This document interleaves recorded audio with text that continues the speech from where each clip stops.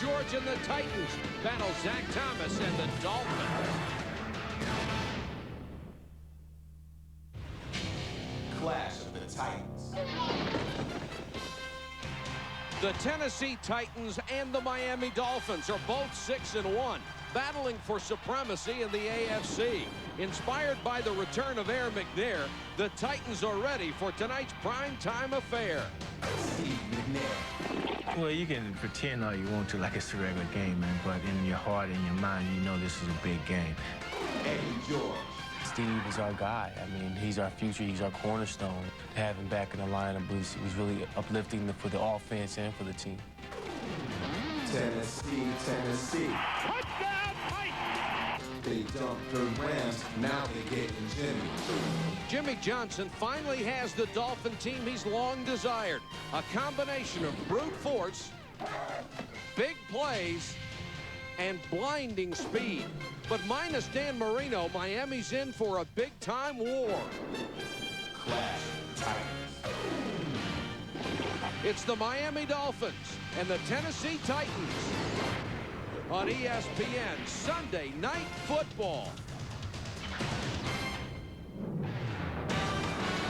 The Miami skyline on the first Sunday night in November, and just a few miles north, Pro Players Stadium, where a sellout crowd is pumped for the game of the day. The Tennessee Titans battle the Miami Dolphins.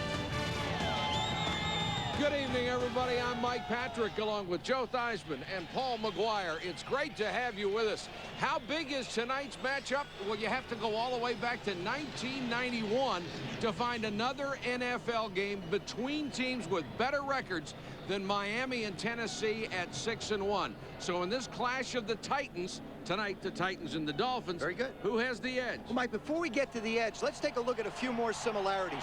Both of these football teams have won a lot of close football games to get here. They both play in-your-face defense. The corners are going to press the wide receivers. That means the quarterback's going to have opportunities to make plays down the field. But I really believe the advantage will be on Steve McNair's legs. He's the guy that can get out and make a play for the Tennessee Titans. If Steve McNair, Mike, can rush for 50 yards tonight, then I do believe that the Titans will have an advantage. So McNair has the edge going in. McNair has the edge, right. All right, Dan Marino is out for the third game in a row, and ever since he's been on the bench, Jimmy Johnson has pulled the reins in on the offense, taking a just don't make a mistake approach. And Paul, so far for him, it's worked. Michael, we are not going to see the wide-open offense of the Miami Dolphins we've been accustomed to. But what we are going to see is great special teams, especially on the punt return team and the kickoff return team. And the third-best defense in the National Football League, led by Zach Thomas. And what Zach Thomas and the front seven must do, they must stop Tennessee's running game and force them to throw the ball when they want them to throw the ball. All right, Paul, and that's the object Zach will be zeroed in on. Tennessee running back Eddie George. It's all next on ESPN's Sunday Night Football. To Pro Players Stadium, let's go down to the sidelines. Our colleague Solomon Wilcox with Dolphins head coach Jimmy Johnson.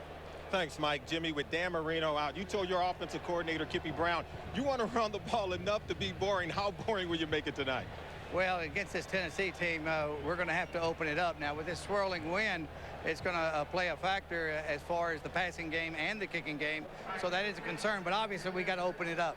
Now, Steve McNair is one of the best two-way threat quarterbacks in terms of his ability to run and pass the football. How does this unique abilities change the way you'll play defense? Well, you know, our defensive line's got to stay in their rush lanes, and then we've got to rally back up on him when he breaks the line of scrimmage. But without question, his play-action passes and getting around the corner, that's a factor. All right, Jimmy, thanks for talking to us. So, with Eddie George in town, well, defense is the name of the game here in Miami. The Dolphins' defense has yet to allow a rushing touchdown all season long, Mike. All right, Solomon, a pair of 6-1 teams ready to slug it out. It's the Miami Dolphins and the Tennessee Titans on ESPN Sunday Night Football. ESPN welcomes you to the following presentation of the National Football League.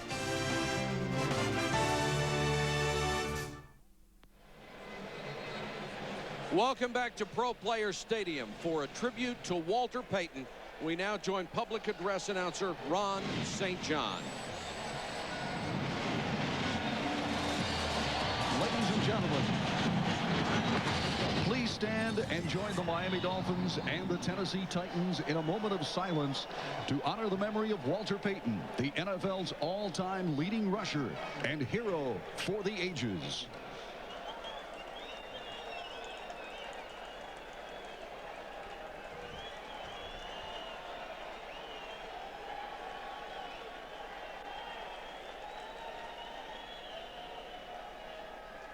Thank you. Thank you.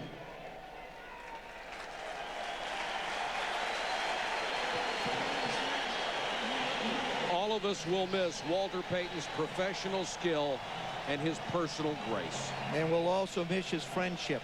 What a great man he was and a great contributor to this game.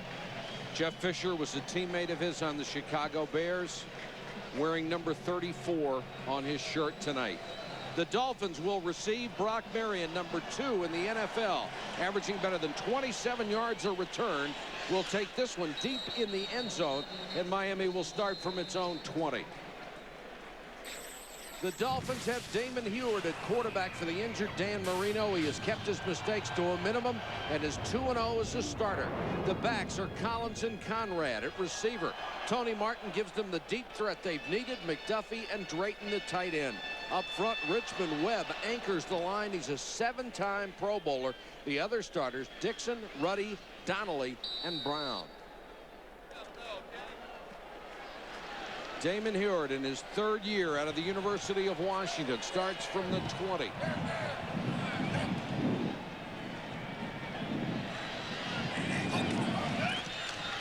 Play action by Heward. To the sideline and caught at the 36-yard line by Tony Martin.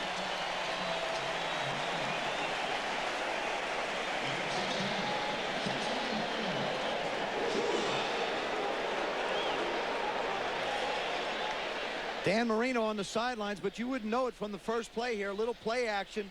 Damon Heward just hangs it out to the sidelines. Watch the catch Tony Martin makes.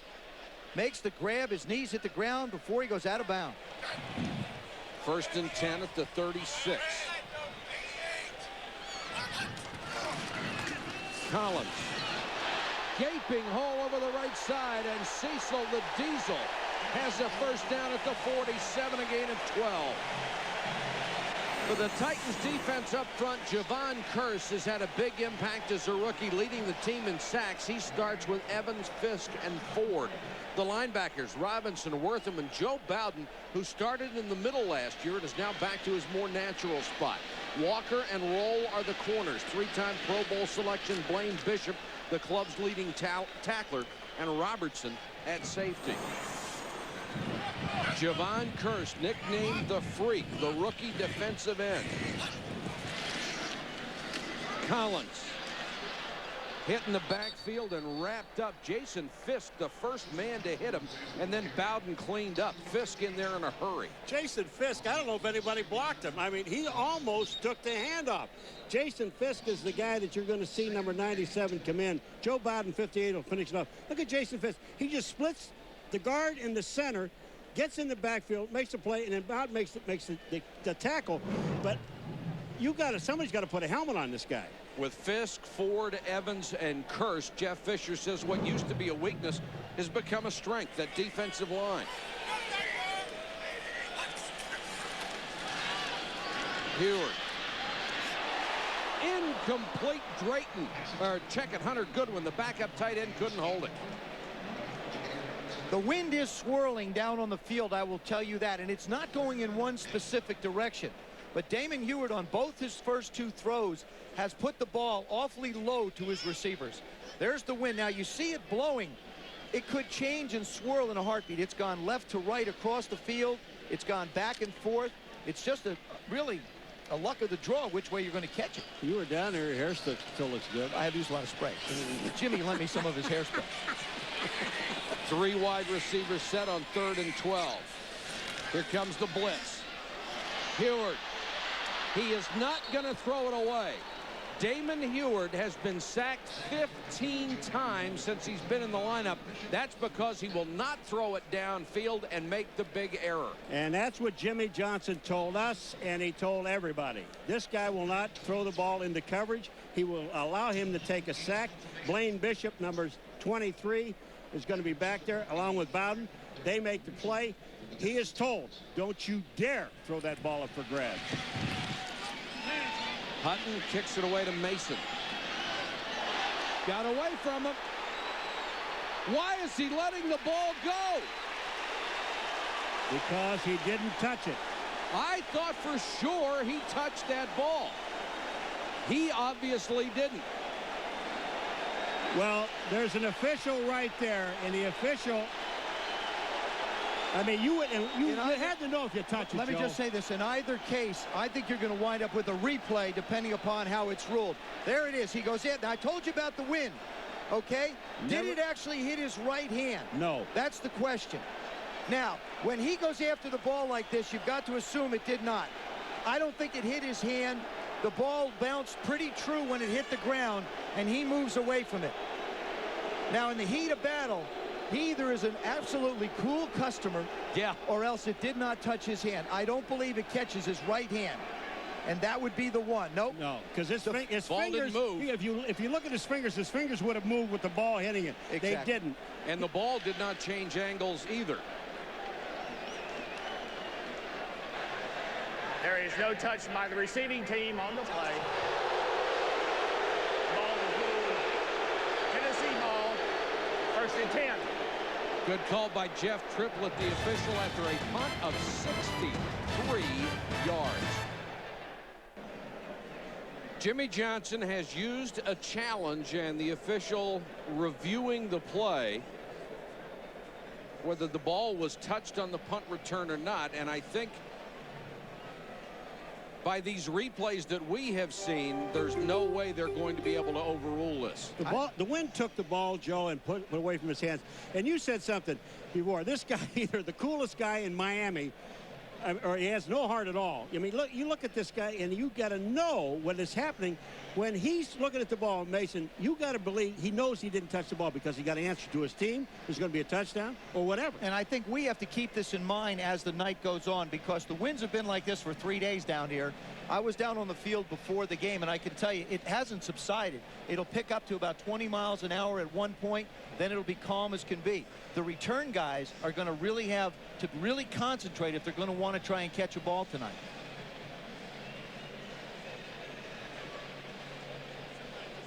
One of the reasons the Dolphins made the challenge after the timeout was called was because they saw it replayed on one of the jumbotrons.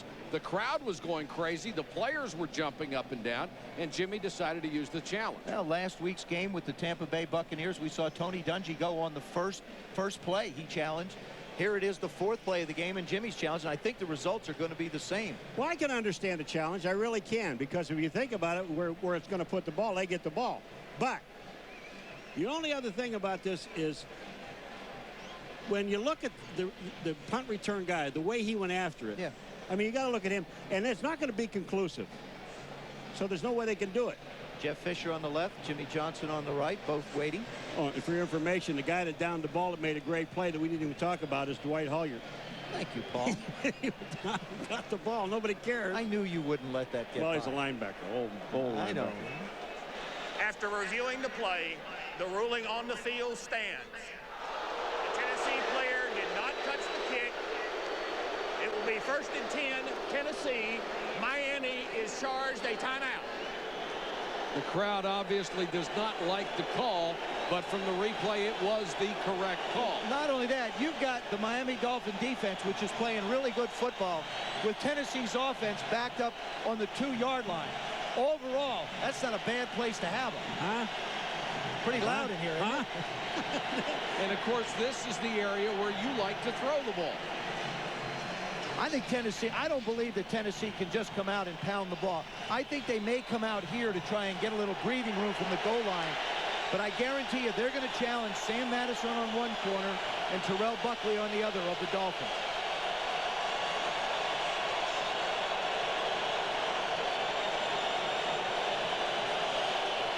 Eddie George hit in the end zone, almost sacked by Darrell Gardner. Nearly a safety. Darrell Gardner, we already saw Fisk of the Titans get in the backfield quickly. Watch number 92, Gardner. He's already through. He's in the backfield. If it isn't for the strength of Eddie George, I don't know if he can get out. And as tall as Eddie George is, that helps him also. But he gets that ball out of the end zone. They lose a yard.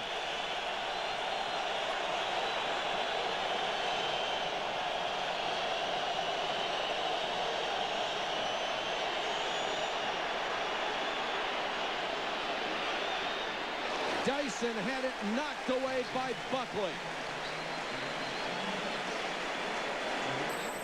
The Titans offense has Steve McNair at quarterback. He returned last week and played well after missing 5 weeks with back surgery. The running game has struggled. Eddie George 7th in the AFC, but only averaging 3.5 yards a carry. He starts with Neal, Dyson, Thigpen, and Wycheck, the tight end. The front line has Hopkins, Bruce Matthews, the 11-time Pro Bowler, now in his 17th season, Long, Olsen, and Runyon. 3rd and 11, a sellout crowd on its feet.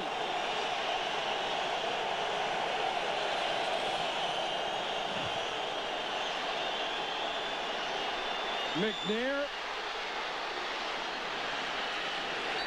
slides at the 8. At least he got room for the kicker. Well, he saw Brock Marion coming, number 31. He had a blocker out in front of him, Joe, but he only had one blocker with 3 defenders. He went down. Craig Hendrick will come on to kick for Steve Fisher. And the leading punt return man in the NFL, Nate Jaquette, averaging 19-3. He was cut in training camp, signed again the 8th of October. And has he paid dividends since? Hendrick hangs a high one. Jaquette, fair catch at the 49. Excuse me, they got O.J. McDuffie, who is also back on kick return plays, and he made the fair catch after a punt of 41. Nothing first quarter. Damon Heward, in his 3rd year out of the University of Washington, to say he comes from a football family is an understatement.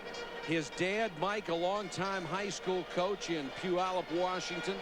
Damon in Miami. Brock is in Seattle. And Luke, the younger brother, all quarterbacks playing at North Carolina. We'll get to see Brock next week when we go up and do the Seahawks, too. And are they on a roll? Collins, the deep man in the eye, and he'll pick up about 3. Jimmy Johnson has been very specific with Damon Heward.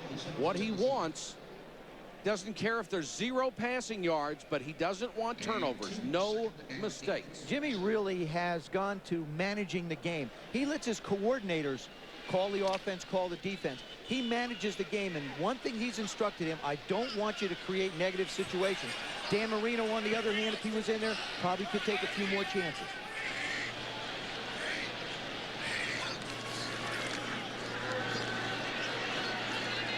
That one is too high, threw into double coverage that time, intended for McDuffie down at the 25-yard line. I think one of the things happens to a team also, Joe, when you have a quarterback that's common knowledge that you better take the sack before you throw the ball away. If you rush him, blitz him, like I think Tennessee's going to do on 3rd down, it's the smartest thing you can do against this guy. It makes it hard for Kippy Brown, the offensive coordinator, because, you know, he's a little hand-strapped because now you got 3rd and long. Now you have to throw the football, plays right into Tennessee's hands. J.J. Johnson, number 32, in for the first time as they go in a 3 wide receiver set. Quick set and a throw knocked away. It was intended for Oronde Gadsden, but Denard Walker got inside position. That was one of the things that Jeff Fisher talked about with us last night. He said Denard Walker can get his hands on the ball. He can make plays, but he has not been able to catch it. See him looking in? Now he sees Gadsden break.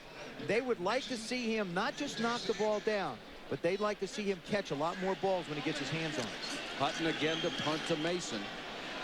Will have to fight the wind again. Fair catch and makes it this time at the 13. A 34-yard kick. And when we come back, these overhead shots provided by the Dell Computers Aerial Cam. High above Miami for ESPN's Sunday Night Football.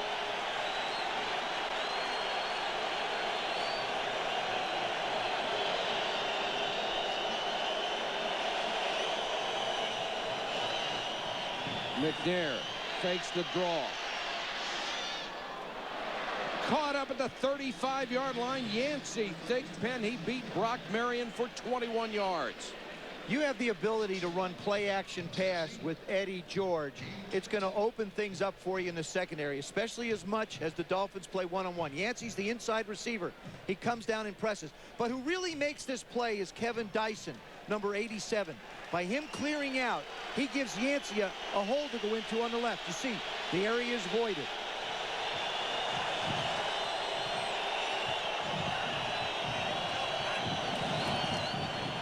McNair, quick release. Out into the flat to Jackie Harris. Miami with a terrific defense up front. Owens, Bowens, Daryl Gardner having a marvelous year at tackle. And Taylor, the backers, Jones, Zach Thomas, Miami's #1 tackler and their emotional leader in the middle. And Rodgers. The secondary has Buckley and Sam Madison. Jimmy Johnson says he's the best corner he's ever had. Jackson and Marion. Zach Thomas, always involved in the play. Eddie George bulls his way into Miami territory at the 46. Derek Rogers took him out of bounds, but not before a gain of 16. When you go after a guy like Eddie George, the one thing that you have to do is take the angle. Now, Zach Thomas, watch what he does. He's going to go towards the line of scrimmage, which you can't do. He doesn't get blocked. He gets himself caught inside. You've got to take an angle down the line of scrimmage to cut a guy like Eddie George off. Not only is he big, but he's also fast.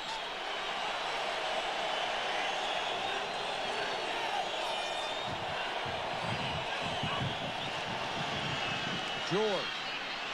They sealed off the outside. He picks up about 3 to the 42-yard line. The difference between having Steve McNair at quarterback and Neil O'Donnell, who did a terrific job for the Titans in Steve's absence, is that Eddie George is able to run the football more effectively because Steve McNair has the threat of the bootleg. That's not something you'd see with Neil O'Donnell. When he makes that handoff, those offside linebackers and ends have got to be conscious of not trying to chase Eddie too fast. And even though McNair spent 5 weeks on the sideline after back surgery, he proved last week he runs very, very well. There's the bootleg. And he got out of bounds at the 37. What that'll do now is that'll stop that Miami Dolphins defense from trying to flow. They'll come back with a similar formation, and then what he'll do is he'll give the ball to Eddie this time. Watch Rich Owens. There he comes. He comes up the field. Oh, he got so engrossed with trying to tackle Eddie George. Steve McNair has the speed to get around him outside. It will be 3rd and 2. The Dolphins in those situational substitutions. You've got to be aware of the quarterback draw in this situation. McNair slides safely with a first down at the 32-yard line. Got a nice block from Frank Wycheck, his tight end, who led him through the hole. I want to show you, there's different ways to run quarterback draws. This is a quarterback option almost. What's going to happen? You're going to see the fake it here by Eddie George. Steve's just going to keep and go around. But what it'll do, it'll hold the linebackers. Here comes the fake to the running back. You see the ends start to slant down. He's got a tight end out in front of him. Personal protector. Smart move. Get down. Don't take the extra hits. Good-looking drive so far from the Titans, who started at their own 18.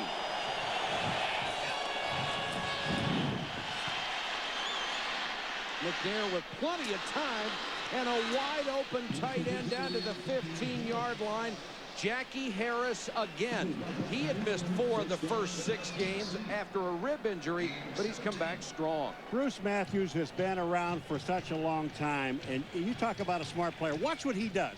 First of all, he blocks inside, number 74. Then he blocks outside. Look at the help. He goes back on Jason Taylor on the outside. And McNair steps up. I mean, that's just heads-up smart play by a lineman.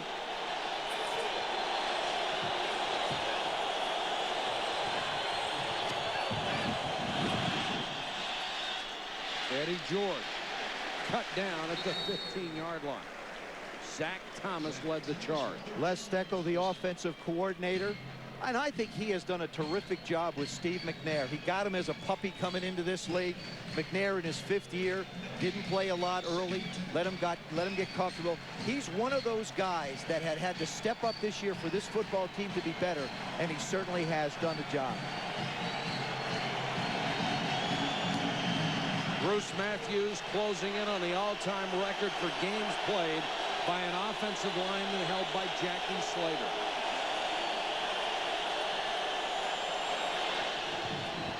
McNair under pressure. Screen to George, and he dropped it. And they had been running the screen so very, very well. Oh, and he had blockers out in front of him. He had Kevin Long, the center. He had Bruce Matthews, number 74, the left guard. All Eddie George had to do was to catch it. You're going to see Bruce Matthews, 74. He ties up Daryl Gardner, number 92, right in the middle of the field. But look at the blocking out front. All he has to do is catch the ball. Eddie looking downfield for extra yards. 3rd and 9. This is one of those times where you really try and get the ball to Yancey Thigpen if you can. Down the middle and too high. Contact, no flag. Zach Thomas on the tight end, on Frank Wycheck. Don't you love Zach Thomas when he kind of nails a guy in the end zone? He puts his hands down, turns around, looks for one of his teammates. I mean, here's the guy that's got to cover a tight end. But watch this. Zach Thomas, here he is down the field. Watch it. Get a little shove of the eye. No, I didn't do anything. Turn around. Wycheck was a game-time decision. Didn't practice much this week. Al Del Greco on to try from 33 yards.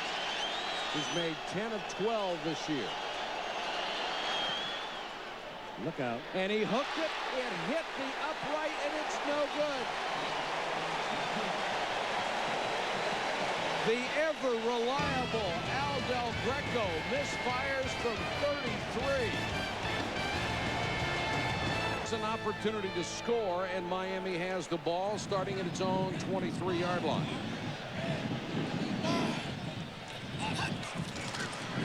J.J. Johnson, the tailback. Not much there. Closed down in a hurry by Joe Bowden. Came streaking in from his outside linebacker spot. Well, you know, it's amazing the way this thing was lined up. You got the weak side to Joe Bowden's side. He's the linebacker that steps up on a line of scrimmage. They're running a play basically inside the tackle. And Joe Bowden, he has no responsibility. So all he did, Mike, was go straight down the line of scrimmage and held it to a 2-yard gain from the backside.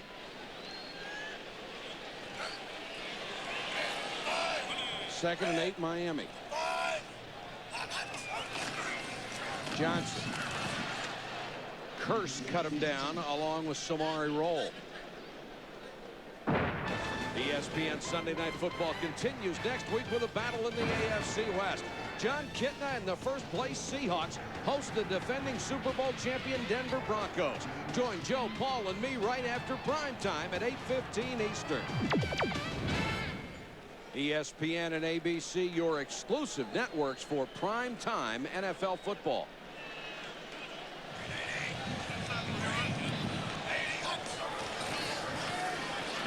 Heward under pressure, got it out to Pritchett in the flat. And Pritchett will have a first down.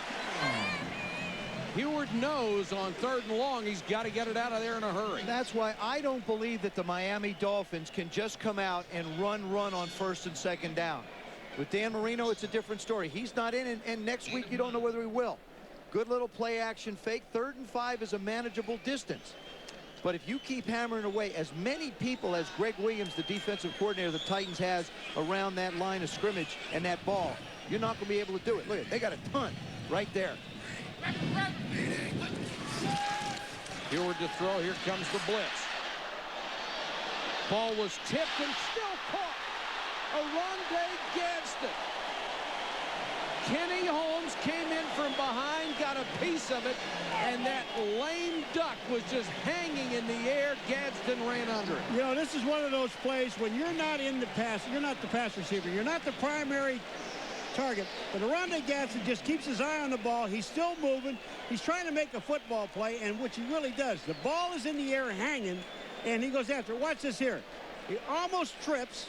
Now he goes back to the inside. He's making a play on the ball. That ball, folks, was not thrown to him. Big break for the Dolphins. Can they take advantage? Johnson, who has been splitting time at the tailback spot with Cecil Collins. Kenny Holmes, number 99, comes in and winds up hitting Hewitt's hand. Watch him come in from the backside. As he lets it go, he just catches a piece of it, and it launches out of there like a dead duck. Gadsden does a nice job of gauging the wind and catching it with both ends. Used to make that. It's like my old buddy Billy Kilmer. Bill threw like that all the time without people hitting it. But he got it. But he wound up with completions like that too. He's really glad to hear that. Well, he did. He had completions. Titans show blitz. They come with it, and Johnson is mugged as he got to the 32. Henry Ford and Jason Fisk combined to drill it. Let me just say one thing to running backs, and these are young running backs that are running the ball. When you have a team that's blitzing you, time after time after time, you have no room to cut back because everybody's coming. They're coming into a gap. You turn to go left or right, you're going to get nailed. Why don't you tell Jimmy that, and then he can tell Kippy Brown up in the booth. And then he can tell the kids. Someone ought to tell those kids, if you got a hole to go to it now because you don't have time to think about cutting back. 3rd and 8. From here, it would be a 49-yard field goal try for Olindo Mate. Pressure again, the short toss. Very close to a first down to McDuffie. He was right on top of that 1st and 10 line, and now they'll spot it in front of us. McDuffie, the veteran who led the NFL a year ago with 90 catches and still did not make the Pro Bowl. I like what I see out of Damon Huard, and the reason I really like what he's doing is he's put into situations where he's got to make throws in 3rd down. There's the route. You see O.J. just trail Tony Martin out and stop. But he's making crucial throws at critical times in this game. Johnson. J.J. dragged down behind the line of scrimmage. Jimmy Johnson determined to run the football. Right now, he's tied with Tennessee as we approach the end of the 1st quarter. Nothing. A standoff so far between 6 and 1 teams. The Dolphins and the Titans are both 6 and 1, and it is remarkable that this is only the 4th time, just the 4th, since 1980, the 2 teams with records of 6 and 1 or better have faced each other. Well, look at that. 2 of them won by 3 points and 1 by 4. Tells you just how good both these football teams are, and exactly. Those were. Yeah, exactly. The Dolphins ran the ball 8 times for 16 yards in the 1st quarter.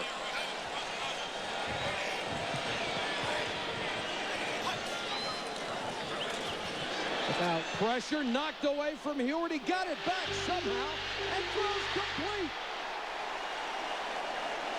Somebody is smiling on the Miami Dolphins tonight. Somebody is smiling on Damon Huard tonight. He's had a duck land in Oronde Gadsden's hands. Now he gets a bounce up in the lap. Javon Curse, #1 draft choice of Tennessee. Look at this guy. He comes around Brown, grabs the ball out of Huard's hand. Watch this. The ball is knocked down on the ground. Huard, really, you talk about quick, gets up, finds O.J. McDuffie, and they've got the ball at the 6-yard line. That is absolutely a beautiful play. Great presence of mind by Damon Huard. Johnson. Boy, that Tennessee defense is not letting Miami run the ball. I'll make this statement right now. Miami will not be able to pound the ball in and run the football in from here. They're going to have to do something throwing the football to make it happen. Now, Oronde Gadsden has a very, very distinctive height advantage over anybody he's up against. He's 6'2". You could match him up against Samari Rolle or Denard Walker, the corners. You got to look out for the alley-oop pass, and that would be on the left side of the offense. He's right down here. That's the one you got to watch. Here it comes. Huard looks that way. too high and almost picked by Samari Roll. See, there are times when it's good to be short. He got so short he got behind him. Well, this is one of those throws that Damon makes that you really want to underthrow. Samari bails, and Gadsden's really looking for the underthrow. He's not looking for the perfect fade. There are 3 or 4 different throws that you can make. Gus Frerotte made one to Johnny Morton today in Detroit Yes, he game. did. Actually, they had double coverage on Gadsden that time. They were thinking the same way the Dolphins Now were. I think you look for O.J. McDuffie. He's the outside receiver again, down the lower left part of your screen. Heward under pressure over the middle. Pritchett, touchdown.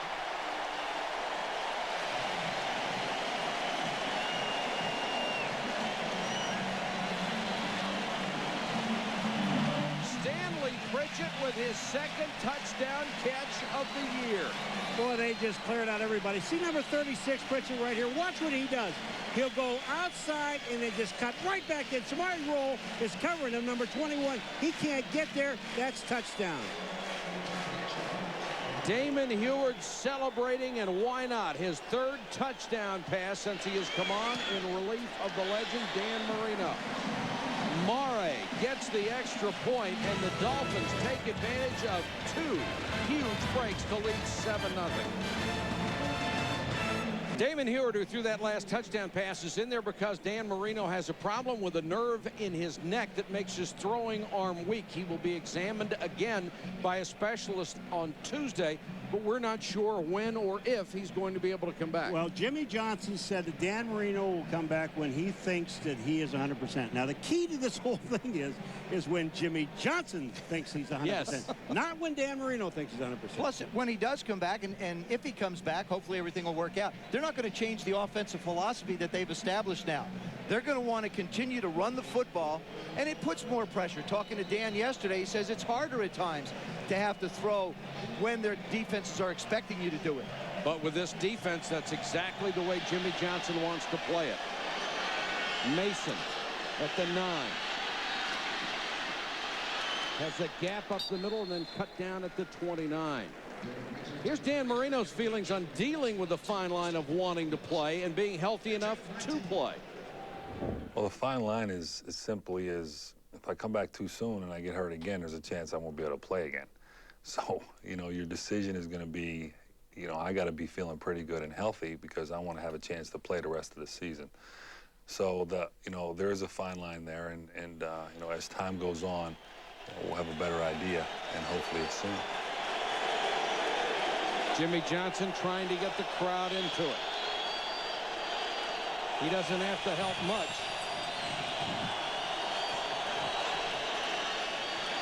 Eddie George. Boy, they blocked well for him, and George explodes down the sideline.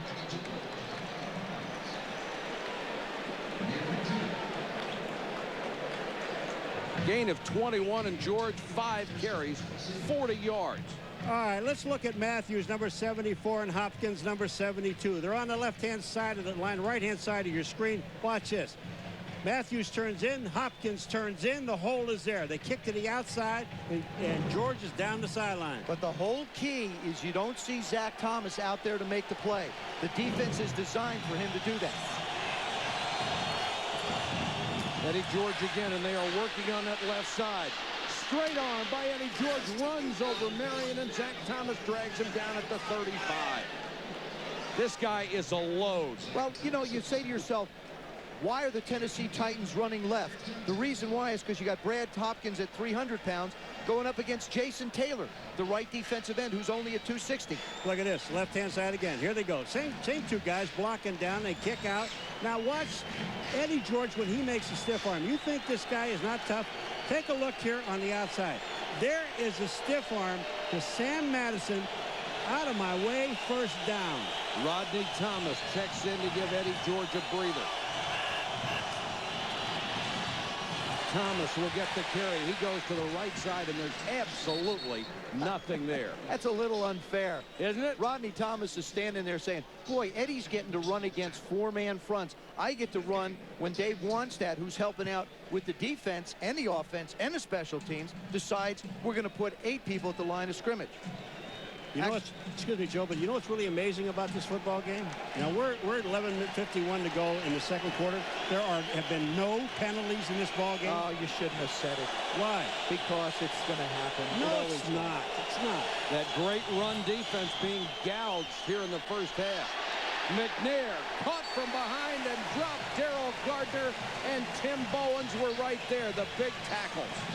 The philosophy of the Miami Dolphins on defense is they do not assign a spot. When Steve McNair goes back to pass, they don't assign a linebacker or a defensive back to mirror him. What they do is they count on one of those guys up front or their front four to contain him. That's exactly what we saw. That's a lot of containment. It's a lot of guys to do containment. Big guy. 3rd and 11.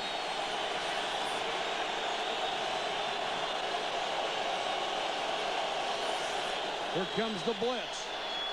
They pick it up. McNair with time underneath the white check, and he dropped it. And pushing and shoving after the play.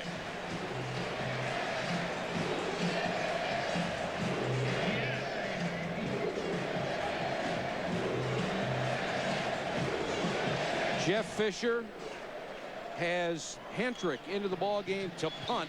He does something, Paul, one of the most unusual techniques in the world. When he's trying to kill the ball in deep, he holds the ball sideways to drop it. All right, we'll take a look at it. And he kicks knuckleballs. Fair catch at the 12 by O.J. McDuffie. A punt of 23, but sky high and no return. ESPN Sunday Night Football is brought to you by Quaker State for protection beyond 3,000 miles under any driving conditions. By Lee Dungarees, can't bust them. By New York Life, the company you keep. And by Isuzu, we don't make cars because life is too big for cars. The Miami Dolphins will start from their own 12-yard line. Cecil Collins, the tailback. And the Diesel gets it for a couple of yards. Let's check in with Solomon Wilcott. Solly? Yeah, Mike, Nick Bonacani served as the man in the middle for that legendary 72 Dolphin team, which is the last team to finish the season undefeated. And Nick, last week the Titans, well, they helped keep your record intact by knocking the Rams from the ranks of the unbeaten. Right. How did you guys celebrate? Well, you know something, so early in the season, I didn't even chill any champagne. I mean, normally Denver took it down to the 15th ball game, and the Giants knocked them off last year. So my heart was like this. But this year, I was sort of relaxed throughout the whole season. The champagne's on ice. I haven't gotten to drink it yet, but we will. Now, it's been 27 years since you set that record. Do you think it'll ever happen again? Well, I think it's a very tough record to beat, number one, or even a tie, simply because of the salary cap, free agency. It's really hard to build a dynasty now because players are going for the money, they're leaving the team. So it's really hard for a coach to count on the guys year after year. So I think it's almost impossible to break. All right, Nick, thanks for joining us. Mike, let's send it back to you. All right, Solomon, thanks. One of the great middle linebackers for the Miami Dolphins. This defense that he played on, so undersized, so unknown, and they just played their hearts out. And it had the same kind of speed that this Titan defense has shown with Javon Curse knocking the ball away from Damon Ewart on that last play.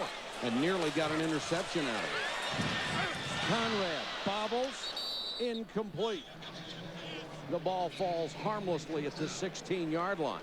I'm going to throw a pass against this defense. It's not going to be a one-yarder. And I'm not going to throw it that hard. No. I mean, you take a look at this defense. Watch all the guys that are around Conrad. I mean, you're right, Joe. Don't throw the thing hard. If you're going to throw it, just kind of almost like handing it to him. Hutton standing at his goal line to kick to Mason. Low line drive. Mason fighting the wind. Midfield somehow stayed on his feet, got to the 45, and now the 40. Great job by Mason to maintain his balance and get 15 yards out of the return. 7-0 Dolphins back at show, which is my main course.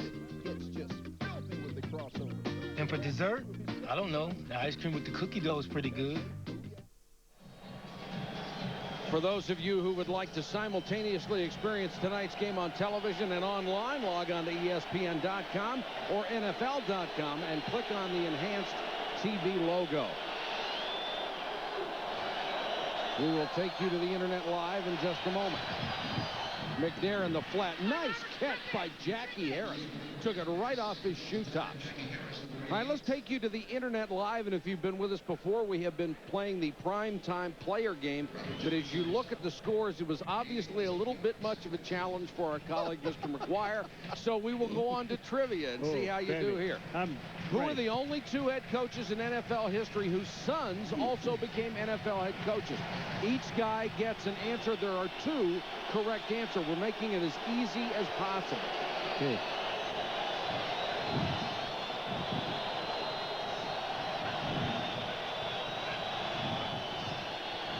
McNair rifles it, tipped by Thomas, nearly had the interception. Zach Thomas almost had an interception. That was great. Zach covers so much ground. You want me to draw him? Look at that. There he is. That's big old Zach right in the middle. Does a good job of not getting caught up with the fake. Oh, that's too easy. That's one you got to have, Zach. Coaches don't throw him that easy to you in warm-ups. He is as good a pass defense middle linebacker as there is. You know, he has a great feel in a sense where receivers go. He studies hard, but he has a real football presence as well. 3rd and 2, and McNair doesn't like the defense he sees and takes a timeout. We will bring you the trivia answer when we come back. Miami leads by a touchdown.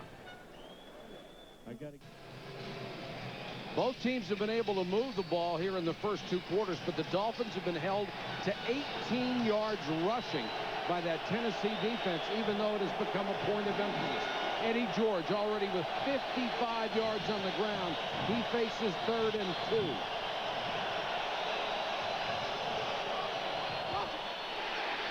Gardner.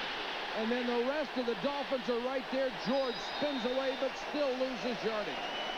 Darrell Gardner is having an awesome year. The role of the tackles in this defense is not to make plays. It's to keep people off the linebackers, but he's making plays as well. What I don't understand, Joe, is why they don't block this guy. He's big enough to see. Number 92, watch what happens. They just, the center can't get to him. That's what the problem is. The center's got to make a cutoff block, Kevin Long, and he can't make that reach block. And they will go for it on 4th and 5.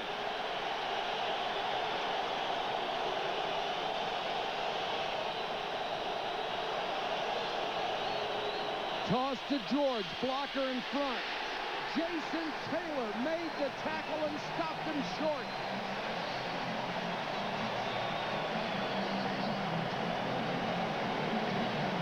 Lorenzo Bromell, a backup tackle, was also out there. I really don't like the call at all. If you're going to go on 4th and 4, I don't think a toss against this defense serves you well. They've got too many people around the line of scrimmage, and this defense is built on speed and pursuit. You see Sam Madison, the corner, do a nice job coming up to support after Bromell puts him on the ground. The Dolphins come up big on defense and take over on downs at their own 34. At some point, you have to take a shot with Tony Martin. You brought him in for speed, give him a chance to get the ball. Hillard to Conrad in the flat. The rookie fumbles the ball, but it's out of bounds. They're probably going to wind up with a face mask call here. It'll be a 5-yarder.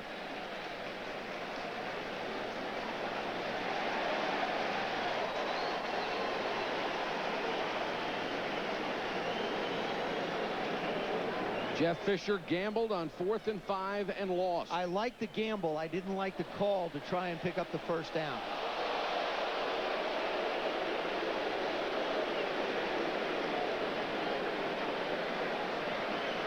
Les Steckel, the offensive coordinator, checking his charts.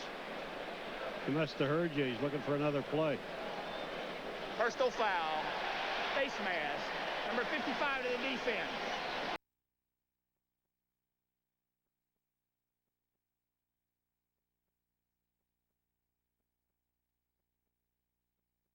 Yards. Eddie. First down. Eddie Robinson flagged for 15 big ones.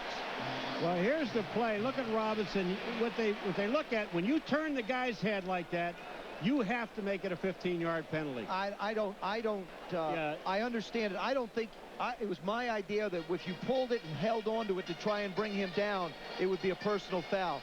That time it looks like he grabbed it, his hand slid off, but it doesn't matter. But the thing about it is, you got to remember, if you turn the guy's head with, if you touch the face mask and go off it, then that's fine. That's 5 yards. But you cannot grab hold of it, pull it, and turn his head. They do it to protect Rule him. 71A. Oh, I'm sorry. Excuse me. Is it really? Uh-huh. Heward, who has been sharp, throws to Martin. Touchdown.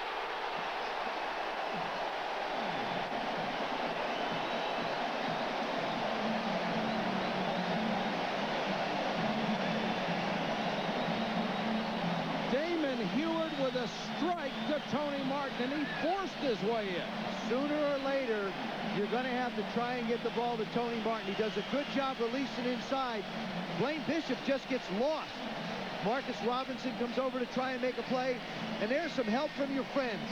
What a good job of getting in the end zone. The rap on Tony Martin had always been he was not physical enough. He said in this offseason, before he joined the Dolphins, he worked on weight because he wanted to be more physical. And that added strength gave him 5 more yards and a touchdown. 14-0 Miami.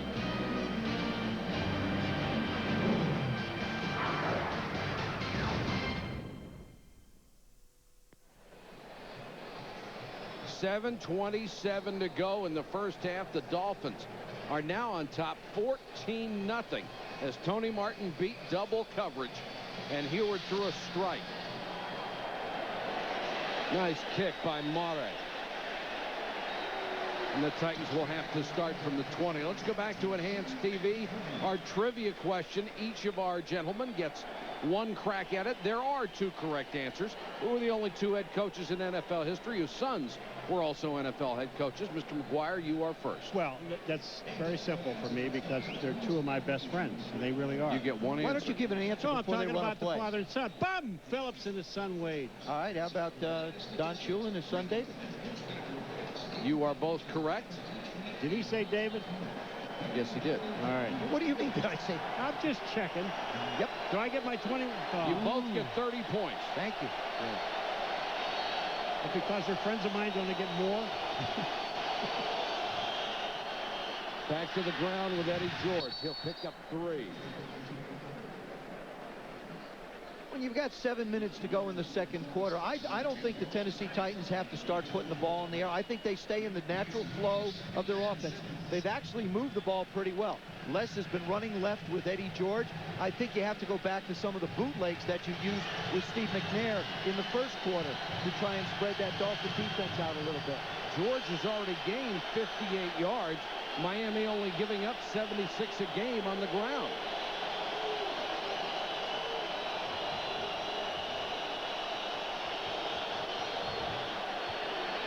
McNair under pressure. And turns a potential sack into a gain of 3. Boy, I tell you, this is something you talked about in the opening, the strength and mobility of Steve McNair. I mean, it just showed right there. I mean, look, this guy should have been nailed for about an 8-yard loss. Watch this. You feel it from the back. He just makes his turn and gets back to the outside. That is just incredible. Rodgers had him. And look at George. George gets up and makes a block for him. Well, he better get up. He's the guy that missed Derek Rodgers. 3rd and 4.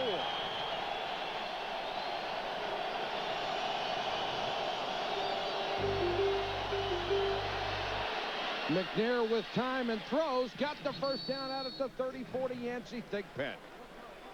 Excellent protection that time for Steve McNair.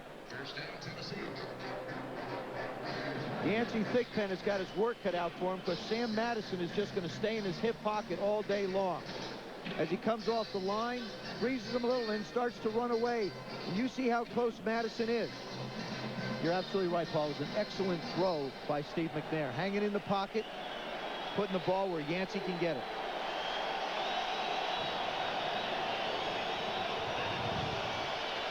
Back to the left side with Eddie George. That's where they had their success, but not that time. Monday Night Countdown tomorrow night at 7. Mark Malone, Tom Jackson, and Sterling Sharp have all the latest news around the league. Then at 9, it's ABC's Monday Night Football. Deion Sanders and the Dallas Cowboys battle Randy Moss and the Minnesota Vikings. ESPN and ABC, your exclusive networks for primetime NFL football. Al and Boomer ought to have some fun with that one tomorrow night.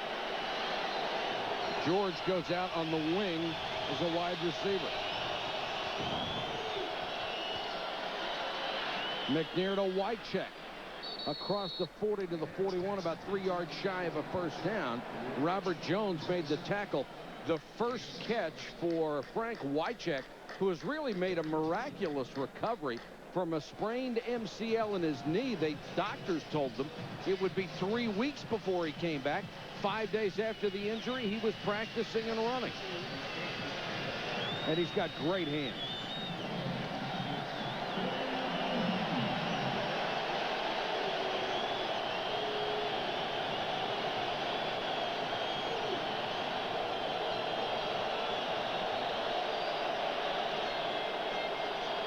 Blitz. They swing it to George. Great call against the pressure, and Eddie George to the 45. These teams have really scouted each other very, very well. Well, part of it is scouting, Mike. The other is the luck of the draw. I mean, you know, you're counting on a blitz, but you also have to get the execution, and that's what they're getting. And I think a lot of this also is feel. Now, you watch McNair when he goes back. He knows he's going to get nailed. They got the swing pass to the outside to Eddie George, and he's wide open down the field. I think you've got to try and take a shot. This would be a great place to take a shot deep. Isaac Bird is in as a wide receiver.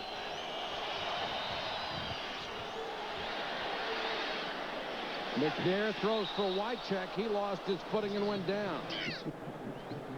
Well, there's another reason why you lose your footing. Would that be Zach Thomas, perhaps? Thomas is there again. Let's go to Solomon Wilcott. Solomon? Yeah, Mike. Dolphins strong safety Calvin Jackson. He is out with a strained left hamstring. His return is questionable right now. 4-year man Sean Wooden is filling in for him. And Wooden, Solomon, is playing with 2 thumb fractures. So don't expect him to pick off many. Just as you say that, he's got it. Probably going to want to stick in his chest. 2nd and 10. Blitz. Draw to George. Fighting tacklers for a couple. Zach Thomas was on him along with Robert Jones. This may be one of the toughest 1-yard runs Eddie George has ever made. Well, he had those 2 big runs, 21 and 15 back-to-back. Since then, he's only gotten 6 yards on 5 carries. So the Dolphins doing a better job, and Jeff Fisher may have to look elsewhere for his yardage. It'll be a good opportunity. Run your receivers deep, and that'll give Steve McNair a chance to scramble if he has to. They can't run short routes and expect McNair to try and pick up the yardage on the ground. Here they come. Blitz again. They pick it up. Madison. Caught from behind at the 30. Chris Sanders ran him down, but Sam Madison, a 55-yard interception return, his 3rd pick of the season. Sam Madison keeps an eye on Steve McNair all the way. There they are. There are the 2 corners out there. Madison's just going to fall back, wind up making it, and taking it back the other way. Turns, now look back. He looks back, he sees the corner. Boy, that's good defense. Well, you hate a corner that is that good and can peek back. Dolphins in great shape from the 33. Johnson cut down. Sam Madison with his 3rd pick. The Dolphins have never sent a cornerback to the Pro Bowl. They should have had 2 last year. Yeah, they both had 8 interceptions, did Madison and Terrell Buckley. And the quarterbacks, Heward, certainly the better of it. 2 touchdowns and 140 yards. He has been extremely sharp. And the Dolphins, as a result, have a 14-0 lead. Chris Berman standing by with a Motorola halftime report. He'll have the fastest 3 minutes in television, including a look at the Rams-Lions wild finish. And Tiger did it again. $6 million this year. You know, the money is just not that important. It's the ability of this guy to play. I mean, for Tiger. It's not. Someone slap him. He's just... Johnson on the toss. Cuts it outside behind Pritchett. And that defense did a miraculous job of stringing it out. Denard Walker with a tackle. There's a marker down on the play. Well, Jimmy Johnson's rushing offense so far tonight, up until that play, 11 carries, 17 yards, 1.5 yards per carry. That was for about a 2-yard loss, but they're going to get the penalty instead. And Damon Heward, the guy they didn't want to rely on, has been the man. Blocking the back of the offense, number 86. 10-yard penalty, remains second down. I think Rondé Gadsden. You know, I think Tennessee can use its timeouts because I don't believe Miami's going to be able to run the ball. I think they're going to try. Obviously now with 2nd down and 20. This is where Jimmy Johnson will make the point to protect it. And Jeff Fisher says to his guys, we've got to stop them from picking up the 1st down. Both teams have 2 timeouts left.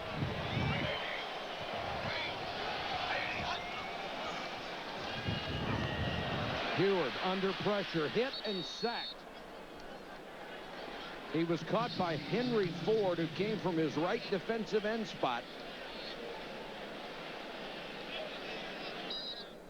I'll tell you one thing, this defense, both defenses are very, very fast. Jimmy Johnson said something the other day. Greg Williams on defense. Now you don't have to try and blitz. What you do is play back, play zone. And Jimmy Johnson said something the other day. He wants to have the ball at the end of the half and the end of the game. Doesn't want to put his defense back out on the field. ESPN2's college basketball tips off this Thursday at 6:30 Eastern. The Coaches versus Cancer Icon Classic. And what a doubleheader we have for you from the Garden. Game 1, national finalist Duke will take on Stanford.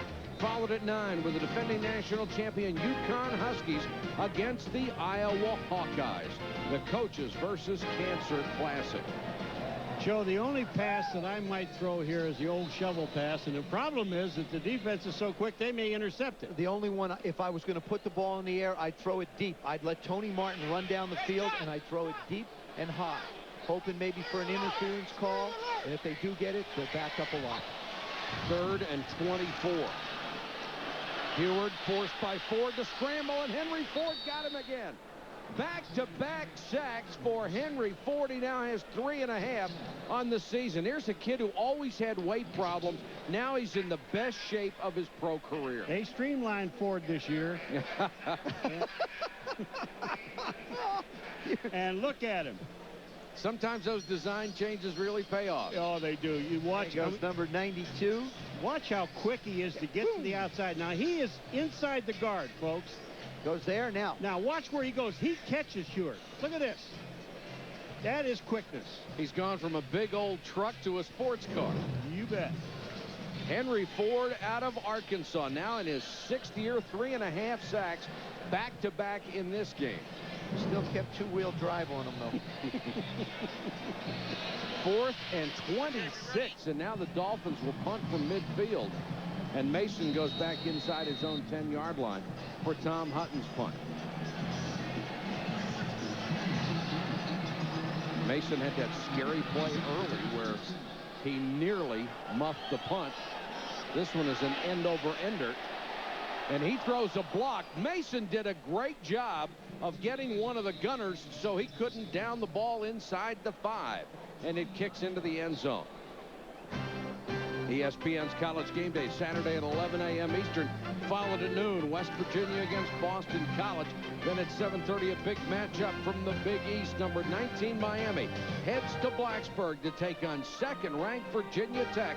It's all part of the BCS Showdown Saturday on ESPN and ABC.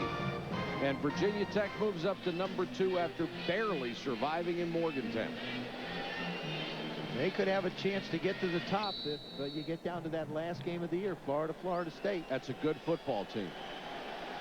Henry Ford coming off those back-to-back sacks, giving his offense a minute 21 to do something. Thomas in at running back. He goes on the draw up to the 25. The ball's pulled out, but after the whistle. Clock's running. If you're Tennessee and you want to make a run at this thing, you got to get them to the line of scrimmage. Move them quick.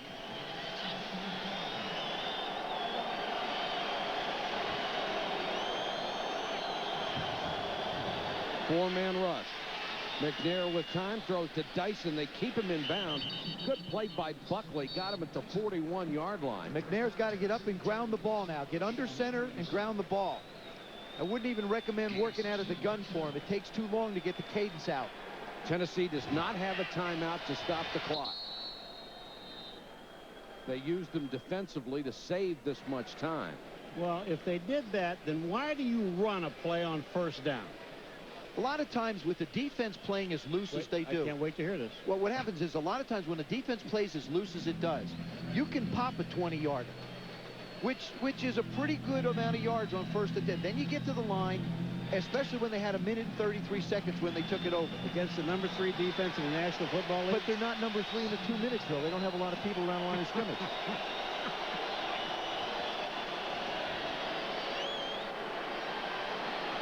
McNair throws on the run, nobody home. Stops the clock with 28 seconds to go. Psychologically, how important would it be for Tennessee to get anything, even an Al Del Greco field goal before halftime? Just to prove to themselves they can go down the field and score. It doesn't make any difference who they're scoring against, whether it's the prevent team or not. You got 28 seconds left. I think now what you can do is you can work the middle of the football field. You can get a reception up around the Dolphin 45, get up, spike the ball, gives you a chance to maybe have one more completion, get some field position for Del Greco to take a shot. 3 wide receivers, McNair in the shotgun. Only a 3-man rush. Picked by Madison again. Sam Madison lost his footing and goes down inside the 30. This is getting too easy for Sam Madison. Sam Madison almost looked like he was in the pattern. They keep waiting for the inside receivers in the slot to run corner routes. He cuts the wide receiver loose outside, and all he's doing is looking back at Steve McNair. These are telegraphs. Sam can't believe it. He's shaking his head. He's outside. He's going to hold back here. He's going to look inside, pick it off, and he's gone again. Lets the outside receiver go. And ends there. Madison had a school record 16 interceptions at Louisville. He has 4 this season, 2 of them coming tonight. Great instincts on his part, and Mate is on for a field goal, and now they will take a timeout. Steve McNair with his second pick, both to number 29. Now, I don't like the fact here that Jimmy's just going to go for the 3. All right, it's a good lane. I think you have an opportunity to take a shot with the football, and this is what you tell Damon. Go back. If you've got what you want, cut the ball loose. Let's see if we can pick up 8 or 10 yards. If not, throw it away real quick and then come back and try it. I don't agree with the field goal at this juncture. And he's changing his mind. Mate has had a brilliant season so far, certainly on pace to shatter Carolina's John Casey's record of 37 field goals in a single season. He's already kicked 25 of 27, and now with 1 timeout still in their pocket, they will try to gain some more yards. Collins in at tailback. This looks like it's got run written all over it. And Heward will pick up 3 on a quarterback keeper. That's sort of odd. I'm telling you, you were doing great until the quarterback sneaked in. It ran. I agree with you. It ran. I agree with what you said. Take one shot. But again, we have to remember, Paul, Jimmy is going to go to the very, very conservative side with Damon and with a 14-point lead. That's the best pickup they got running the ball over tonight. And it also says how much confidence he has in Olindo Mate. When I was down on the field, okay, the wind was blowing from Mate's right to left. The wind's been blowing this way, as you can see. Now we saw Del Greco kick and hit the left upright with his. This will be from 43 yards. He's had a career in October, 20 of 21, including bombs from 54 and 53. This will be into the wind from 43. And this will be their 28th attempt of the year.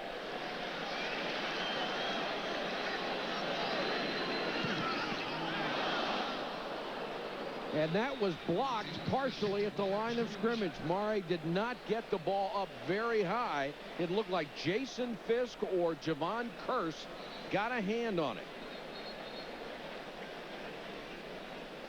I'd give it to Jason Fisk, number 97. Well, that's nice of you. No, well, they're going to give it to him also. Look at that paw. Boink. He got penetration in the middle. I'll tell you, I was watching him kick in warm-ups, and from 40 yards out, Mike Westhoff, the special teams coach, can't believe it. He kicked the same exact kind of kicks in warm-ups. They were low, and they were knuckleball ugly. Both kickers had trouble in warm-ups trying to drive the ball into the wind. So the Titans dodge a bullet here. Instead of being down 17-0, it is 14-0. Henry Ford is limping off. The young defensive end who had a pair of sacks back-to-back, slowly going to the sideline. And Jackson with that pulled hamstring walking slowly toward the locker room. Only 3 seconds to go, and the Titans are going to kill the clock. That's the end of the first half with the score Miami 14, Tennessee nothing. Now let's join Chris Berman for the Motorola halftime report. All right, Michael, thank you very much. So the Dolphins in this battle of 6-1 teams have the upper hand by 2 touchdowns at halftime. We had several games here in Week 9 as we steamroll into November that there were battles of teams with winning records. And I tell you what, one of them, Indianapolis and Kansas City, both 5-2 squads as we head to our fastest 3 minutes. Let's go to the big horseshoe. Two teams that's surprising a lot of folks with the way they're playing, certainly off losing seasons last year. But surprised them more. Peyton Manning to Edgerrin James. Think he's strong? Look at him bounce into the end zone. 21 straight games with a touchdown for Manning. Colts lead it, and then Peyton looking like, well, very Archie-like. The Colts rolling. They're 6-2, and they beat the Chiefs 25-17. Bills offense hurting, so why don't we play Washington? Eric Mold's healthy. The Bills over 400 yards, 200 from running. They win at Washington 34-17.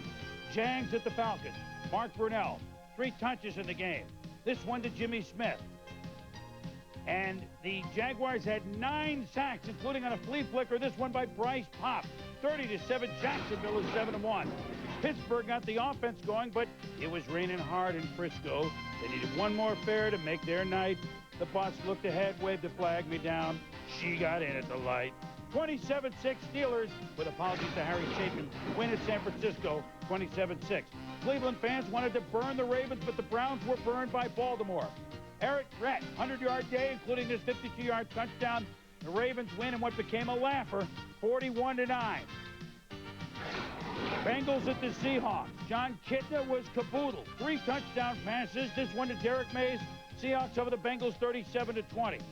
Broncos at the Chargers. Bill Romanowski from Connecticut makes the pick. Rumbling, bumbling, stumbling. Fumbles it, but falls out of the end zone. The interception now complete for a touchdown off Jim Harbaugh. Melendez carry, 100-yard day. The Broncos win in San Diego 33-17. We'll see him next Sunday night. Eagles at the Panthers. Eagles playing dismally. But Steve Berline hot, close to 300 yards, 3 touchdown passes. This to Musa Muhammad, 33-7 Carolina. Bucks at Saints. Trent Dilfer, after being benched 1 week, back at the helm. 62-yard rainbow to Jack West Green. Hey, the Bucks scored 31 points. They went 31-16. Dilfer 3 TDs. moment of silence for the great Walter Payton before the Bears-Packers game, the renewal of the oldest rivalry in the NFL. The McCaskies, Commissioner Tagliabue, the Bears wearing a patch number 34. Jim Miller, third-string quarterback, in for injured Cade McNown to Bobby Ingram. The Bears led 14-13 with 4 seconds left. When Brian Robinson blocked Ryan Longwell's 28-yard field goal, the Bears had snapped a 10-game losing streak to the Pack in honor of sweetness.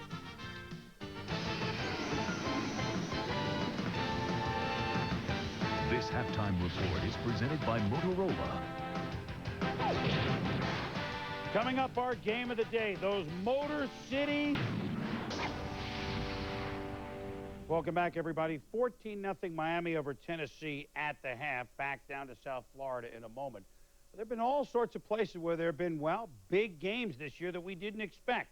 For example, a battle of first-place teams in Detroit. 6-1 St. Louis and 5-2 Detroit. That was our game of the day. And here we go from the Motor City in a battle of Detroit. Has the best record in the NFC, as the Lions have now beaten Green Bay, Minnesota, Tampa Bay, which you saw last Sunday night here on ESPN, and St. Louis at home.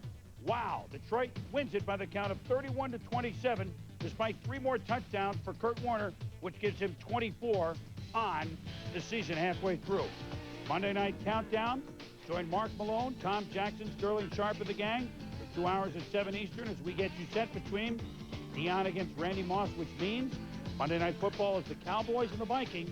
Join us on ABC Monday night at 9 Eastern, 6 on the West Coast. That's now because they don't change their clock. 4 in Hawaii. The World Golf Championship, Tiger Woods. You know what? All of us can get a snowman on a hole. Although Tiger thought he had a perfect 9-iron, the third shot on the par 5 17th at Valderrama, Spain. He's walking up thinking that he's putting for a birdie. And then he is shocked when he sees the ball continues to roll off the green and into the water. Tiger with a triple bogey 8, the snowman, and he's 1 shot behind Miguel Angel Jimenez. This chip to try to win it, it's a par on 18, it's no good. We go to a bogey. Jimenez drive into the woods on the first sudden death hole. Meanwhile, Woods rolls in the birdie to win $1 million. Tiger Woods won way over $6 million this year. He's the first since Ben Hogan to win 4 straight events. Hogan did it in 1953. Woods with a 368 on a blustery day in Spain beats Jimenez in the playoff. Dudley Hart was 5 shots back. Jose Maria Olazabal, the cheers of the crowd in Spain, but he can manage only a 75 as I fell to second in the golf pool. More on that, and certainly more on the World Championships on SportsCenter following the game with Dan and Rich. We had a great conversation with Steve Young. You want to hear his thoughts on this year and maybe next year, if it'll happen at all for the Niners and the Bears. What an emotional win for them, beating the Packers at Lambeau with their hearts heavy, thinking of the late Walter Payton. Damon Heward has 2 touchdown passes, 1 to Stanley Pritchett. He didn't even wait for the midnight hour. This one to Tony, my favorite Mock, who tonight has been one for Miami. 14-0 Dolphins at the half. Which Sports Center?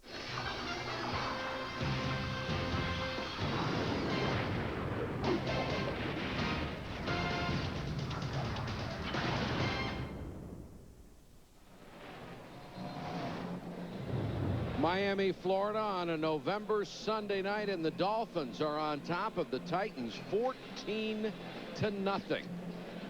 Both clubs came in 6-1. When you look at the first half statistics, they are very revealing for what has and has not happened. Tennessee has already rushed for 84 yards in the half. That's more than the Dolphins have been giving up in a game. Miami, determined to run the ball, has only 20 yards, but they have passed for 124. Damon Heward has been the star of this ball game.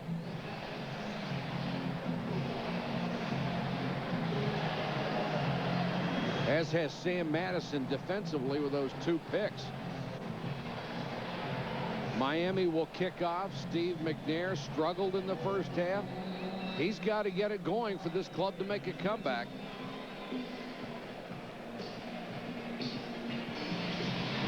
Mason waits at the goal line. Out to the 3.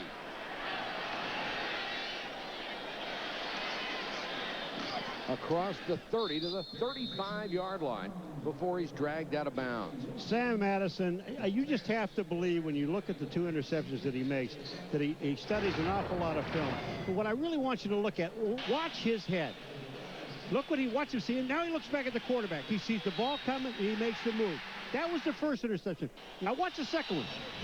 He releases Dyson again, looks back at the quarterbacks, reading all quarterbacks. This guy's got terrific head turn as far as the quarterback is concerned. Madison, they've thrown at him 4 times. He's picked 2. They've only caught 1. That's a pretty good percentage. Eddie George starts the second half with a short run. Zach Thomas on the tackle. The other guy who deserves a lot of credit is George Hill, the defensive coordinator. You talk about him studying a lot of film and really getting the defenders put in the right position. That's George Hill's job. Madison not on the field as we start the second half. They already lost Kelvin Jackson. Patrick Surtain playing the corner where Madison was. Comes the blitz. McNair hangs in there, throws to Dyson. He was past the 1st and 10 line. Let's go to Solomon Wilcott. Solly? Yeah, Mike, at halftime, Jeff Fisher reminded his team of a Sunday night game last year in Tampa Bay where they trailed at halftime and came back to win the football game. Now, he likes the fact that he can run the football against this Dolphins defense. He said that the wind is not affecting the passing game, or at least the passes of Steve McNair. He says Steve McNair just has to do a better job of executing in the passing game, Mike. All right, Solomon, he's absolutely right about that. Here's Eddie George. He'll try the middle, moves the pile, and picks up maybe 5 yards.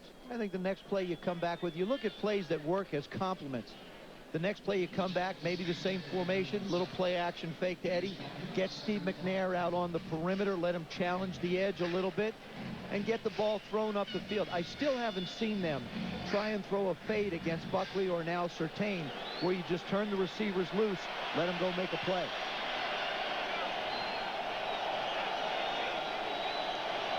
Empty backfield.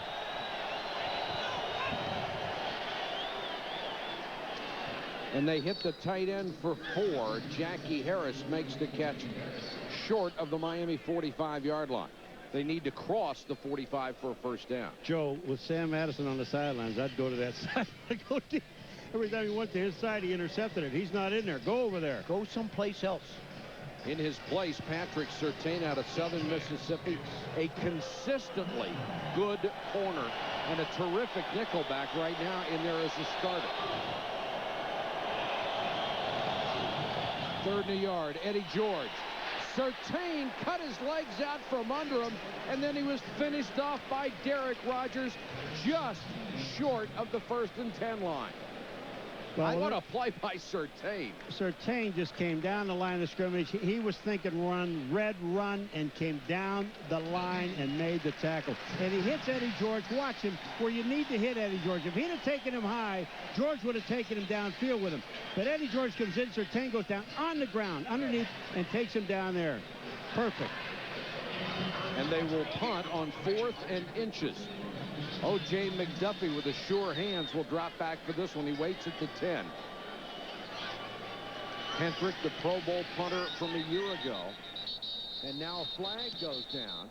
The play clock worked its way down to 0. This will cost them 5. Joe, when you see a team delay a game, offense, 5-yard penalty, remains 4th down. 4th down, half a yard.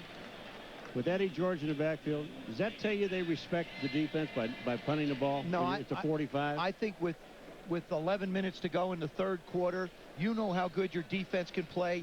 Punt him back, play the field position game. There's no reason to gamble now if you're Jeff Fisher. This is the right move right here. Big rush on Hendrick. They almost got there. McDuffie lets it go. And they'll down it inside the 5. 45-yard kick, and Danon Sidney with a terrific play on special teams. Most of the trivia questions as you look at beautiful downtown Miami on a November Sunday evening, most of the trivia questions are more difficult than the one that was thrown out to Joe and Paul tonight. I'd like to go back to the old way where we had to pick run or pass. Yeah. There was a little bit of that was a little bit more challenging that way. Yep. Yeah, the old way. All right, we'll get a challenge for you next week. Dolphins take over deep in their own territory. Collins. A couple to the 6. Damon Heward has risen to the occasion to lead this Dolphin offense and make plays with his arm. First time he comes out, he's got a shot at Pritchett. Stanley Pritchett with the touchdown on Samari Roll. Then he hits Tony Martin. They split the defense. He winds up with a touchdown. And then you get the bounce of the ball. Javon Curse comes around, knocks the ball out of his hands. What great presence of mind. Pick it up, make a big completion down to the 6 to O.J. McDonough. Playing real well. Collins. The Tennessee defense has done a fine job against the run tonight. There are certain points in a football game that become crucial and critical to a football team. I think this third down right here for the Tennessee Titans is extremely important. If they can stop the Dolphins, they'll wind up with really good field position, probably. If the Dolphins can get the first down, they'll take another 4 or 5 minutes off the clock and enhance their opportunity to punt the ball a lot deeper and make it tougher on the Titans to go the distance. Big play in the ballgame right here. 3rd and 4. Heward to throw. That'll be a first down and more as Martin crosses the 20. A gain of 11. I'm going to tell you, it really is funny. Martin catches the ball, but Blaine Bishop, number 23, actually, Martin stops, and Blaine Bishop goes right by him. Martin catches the ball. Here comes Martin. Watch what happens, number 80. There's Blaine Bishop. Now he goes right by him. Boom. Catches it. Yeah, but I want to show you Richmond Webb on Javon Curse. Richmond Webb makes the block. Now the second push that he gives allows Damon Heward to step up and make the throw. Little extra effort by Richmond Webb made a difference there. Collins. Hit, can't shake the second tackle. Cecil Collins had one of the shortest college careers on record. He played 6 games in 2 years at LSU and McNeese State, had a myriad of off-the-field problems, 27 days in jail. He grew up in a religious family and said his problems began when he got away from that. In his jail time, he said he read the Bible every day and has gone back to his roots and is a changed kid. 27 days in jail changed his life. He made his mind up. He didn't want to be a part of that world anymore. Here comes the blitz. They pick it up.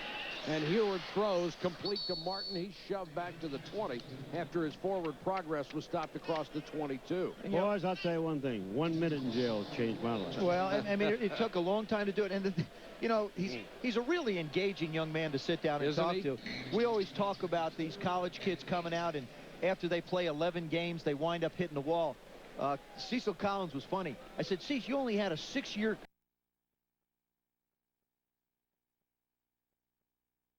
fresh legs for a while. Yes, he will. Well, Terrell Davis did it coming out of Georgia. He didn't run the ball very much. Look what he did. J.J. Johnson in at tailback on 3rd down. Damon Heward has been sensational. Across the 40. This kid is a tremendous athlete. As a high school basketball player, he led the state of Washington in scoring as well as being an All-American quarterback. Well, Aranda Gadsden, he beats Walker, and when he does beat Walker, I like what he does after the catch. Look at Walker goes by, he catches it. Now he thinks he's Martin. Look at this. Bam, I'm going to take on these guys, Blaine Bishop. That's a great run afterwards. That's a good 4 yards. It's a big wide receiver, 6'2", 215, the former Arena League player.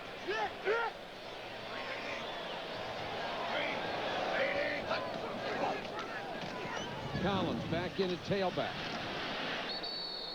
Fights his way for about 3. ESPN Sunday Night Football continues next week with a battle in the AFC West. John Kitna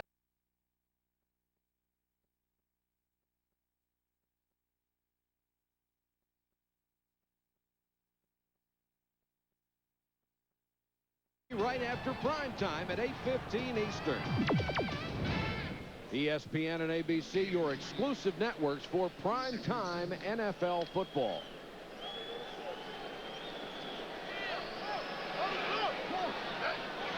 Second and 6.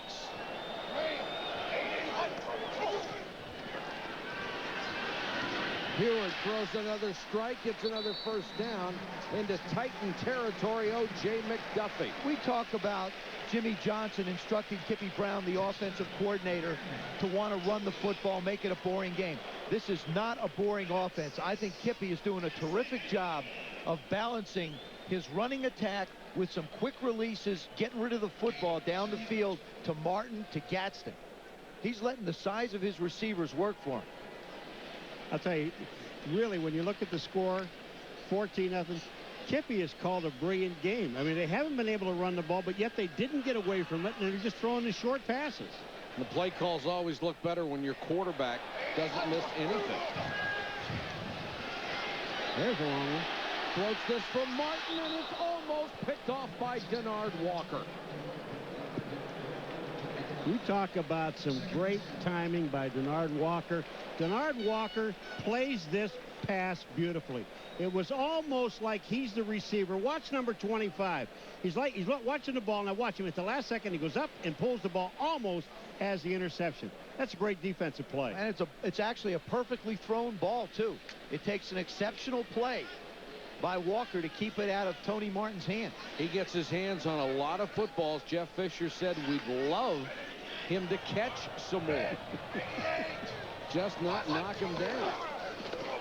Collins hit almost as soon as he got it by Eddie Robinson. You know, when you see a linebacker come down the line of scrimmage like he did on that last play, it's something you really dream about, because there's nobody to block you. I never did. I know, but there's no one to block you, and you're coming full speed, and they never see you. The ball carrier doesn't see you. Those are two things I never dreamed about, a linebacker with nobody blocking them. You call those nightmares, but I mean, dreaming about it? No, I don't think so. And Steve McNair has seen enough of Sam Madison tonight so that he's going to have nightmares. This will be the 11th play of an impressive drive that got them out of deep out of their own end. Blitz. Heward hit as he throws and got rid of it. Smart play by Damon Heward. You know, you wonder why isn't a play like that intentional grounding? Oh, absolutely. I mean, really, he's in the pocket. He feels the pressure. He's throwing the ball away to avoid the sack and get away from the rush. The fact that he didn't throw it in the ground, is that any different than throwing into the third row of the stands? The guy just got his socks knocked off. Hutton to punt. Hangs this one way up there. The fair catch made it to 12. A 34-yard kick, no return. Damon Heward and the Dolphins continue to lead 14-0. Analog. Miami Beach on a perfectly clear evening.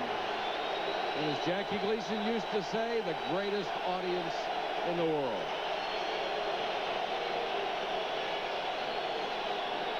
McNair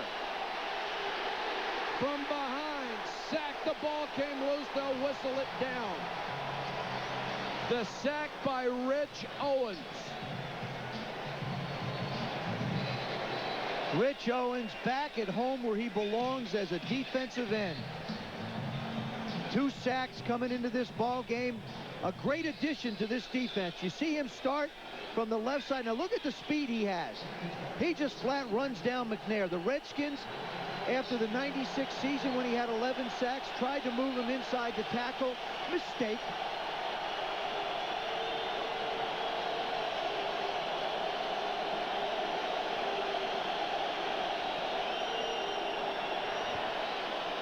McNair, the deep out, and it's caught up at the 30 by Yancey Thigpen. Steve McNair has been very good at protecting the football, something coaches prize in young quarterbacks. Since 1950, in the first 40 starts of their careers, only Jeff Hostetler has thrown fewer interceptions. Of course, McNair served up a couple of them tonight, but that was a big throw on his part. And look at the fourth guy on that list. He also happens to be a Tennessee Titan, Neil O'Donnell. And played so well when McNair was out from back surgery.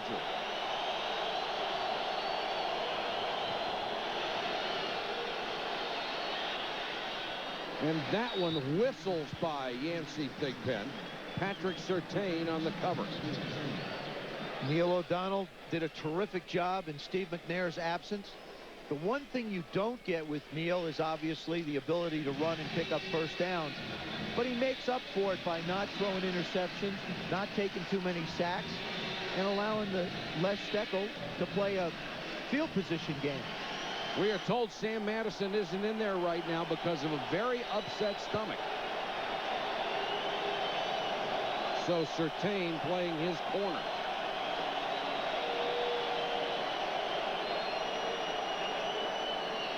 Wycheck.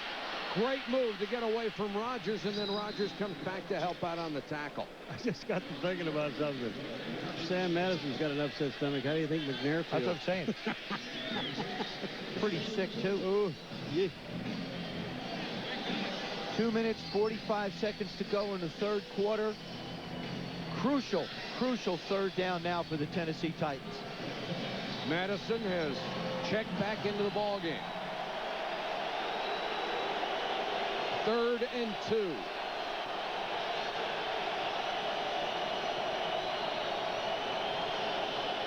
Comes the blitz, the quick pass to Thigpen. He had reached the 40-yard line, maybe a little bit beyond for a first down before he was driven back. Man, was that ball there in a hurry. I mean, he just stuck it in Thigpen's chest. They brought a blitz off the slot, which Yancey Thigpen was motioning into, and you see the quick pop. Good read by Steve McNair. You see Yancey coming in motion. Now, turn your head quick. If you didn't, it's going to stick to you anyway. Well, Zach Thomas did. First down, Titans.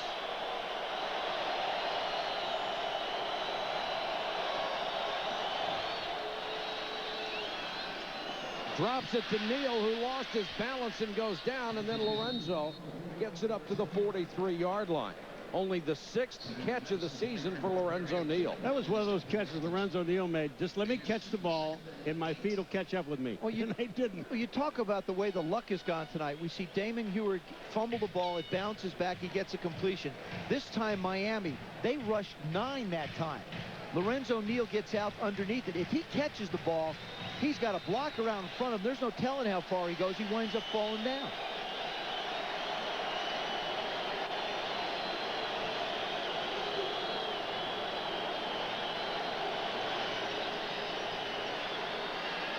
McNair picked up by Madison. Holy cow, he did it again.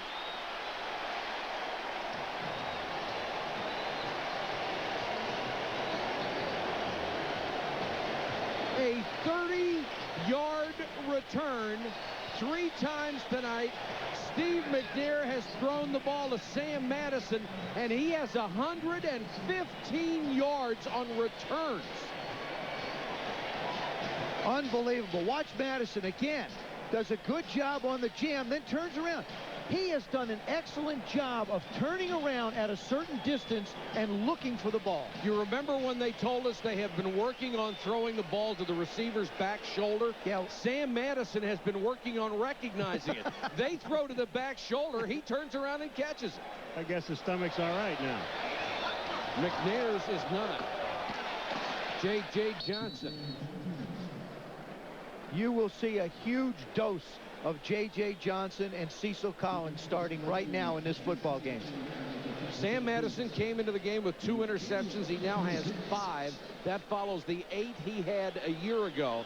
And if he doesn't go to the Pro Bowl this season, there ought to be an investigation. George Hill, the defensive coordinator of the Miami Dolphins, called him the best corner in football.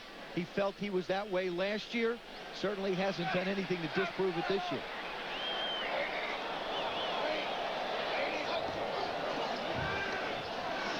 Heward had it knocked away and nearly intercepted, and it was the freak, Javon Curse.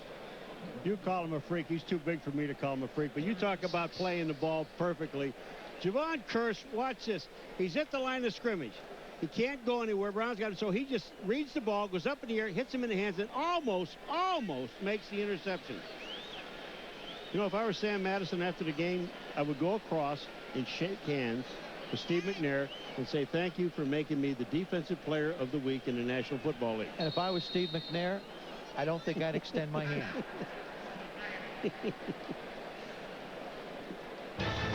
The greetings may be one way after the game. These overhead shots provided by the Dell Computers Aerial Cam high above Pro Player Stadium for ESPN's Sunday Night Football. 7 seconds to go, third quarter. Miami with excellent field position again. Good spot for a quarterback draw. Heward trying to run out of trouble, and he is nailed. How about a Curse chased by Ford, and then Curse blasted him. Sam Madison has the trifecta tonight. Back with the fourth quarter after this.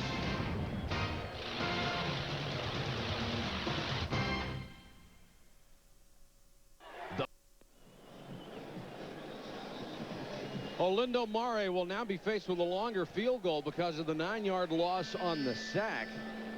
Mare has already had one block tonight. 0 for 1, only his third miss of the season.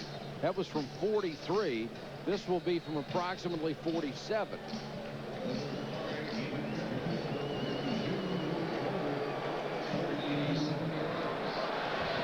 Out of the hole of the quarterback, Damon Heward.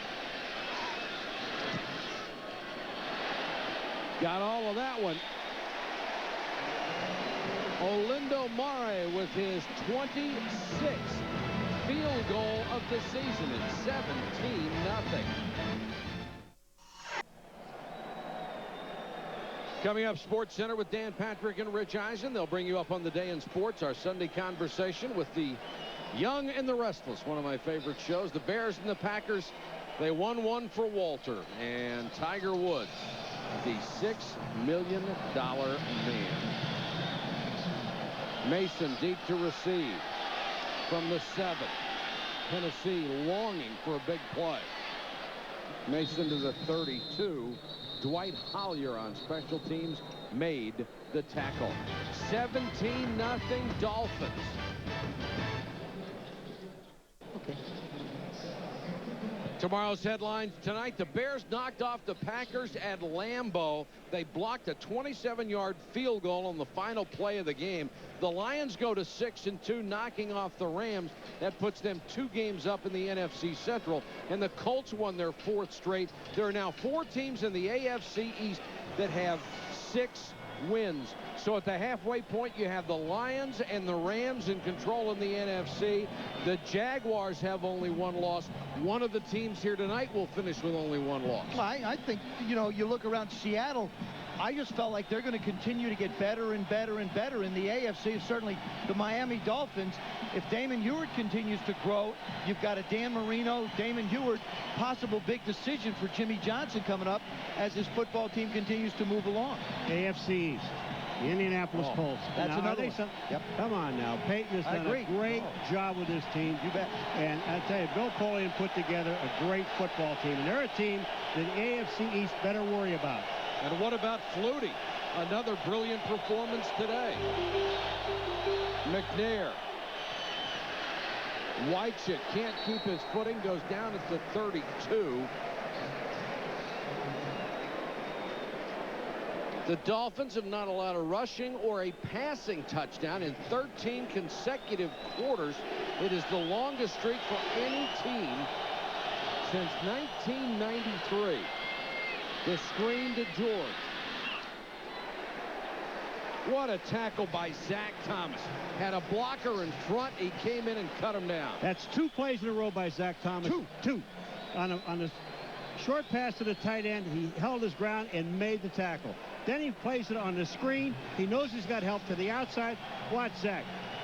He goes back, He's got help on the outside. He just runs back by the blocker. Eyeballs Eddie George and takes him down. It's like he becomes invisible out there. Nobody can seem to find him, but he finds the ball carrier. Just wonderful instincts. McNair, quarterback draw, and they're waiting for it. Rich Owens, who had the big sack earlier, just pinched down inside. I know, Joe, that there are times you run a quarterback draw. But to run a quarterback draw against the meat in the middle of that defensive line, that is not the time to do it. Well, I think you're counting on them to come upfield. That's what you're looking for. I like the call. You put the ball in the hands of Steve McNair. He's like a running back. Problem is that defensive front four of the Dolphins has not given him any place to go. Hentrick to punt. McDuffie is back with Jacquette. Returnable kick. Nate Jacquette, the NFL leader. Got it out to the 33. There is a marker down all the way back at the 45. A 13-yard return well below his average after a 39-yard punt. And there will be a holding call on Miami.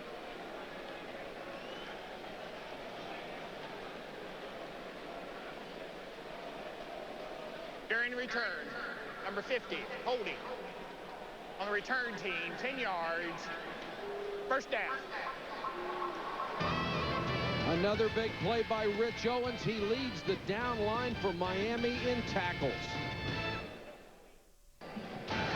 ESPN Sunday Night Football is brought to you by American Century, with over 40 years of investment management experience.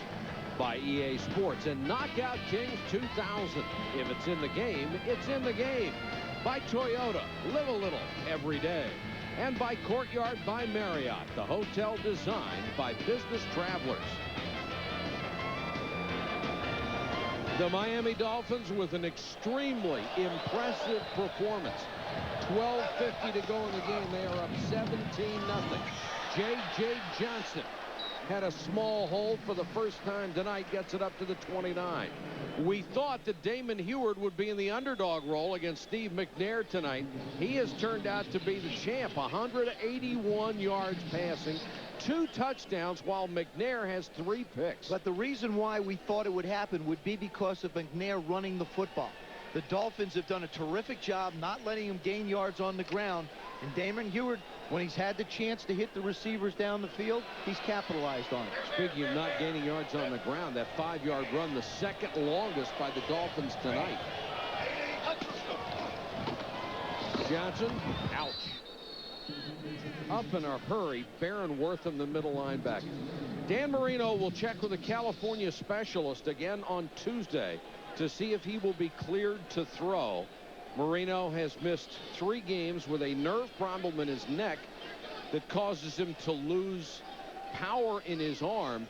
He has done a whale of a job on the sidelines with Damon Heward coaching him, and that's all he can do right now is offer the advice of all those years. I'd like to have him as a coach. Well, you know, as we were leaving the field to come back up here and Dan was staying down there, he said, you know, I'll be back, and I'll be back real soon.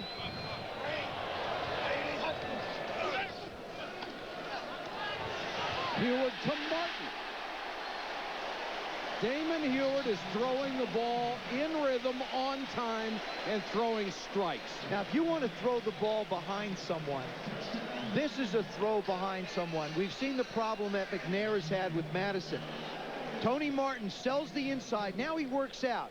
He gets Walker. Now, the difference in between Madison and Walker is Walker doesn't turn around to try and make a play on the ball, but Tony Martin does. Every interception that Sam Madison has gotten, he's really been catching it in his stomach as he turns around to make the play. Martin very fortunate to hang on to that ball. It hit him in the helmet, and he was bobbling it for a long time. Johnson hit in the backfield. Damon Heward now in his 3rd season with Miami. We asked him what he's learned from Dan Marino. Probably the most important thing is just the competitive spirit and drive that he has, that I'm the very best and no one is going to beat me today. And that's, you know, the competitiveness you have to play quarterback. And his will to win is just unbelievable. And, you know, I think hopefully some of that's rubbed off on me because he can't stand losing. And that's the most important thing. And quarterbacks are measured by wins and losses. And he's always won. and that's the biggest thing.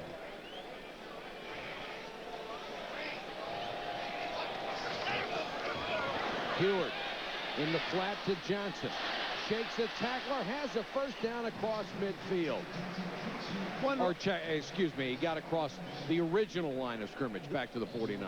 The other thing you saw with Dan Marino on the sidelines is you did not see him in pads or a helmet on.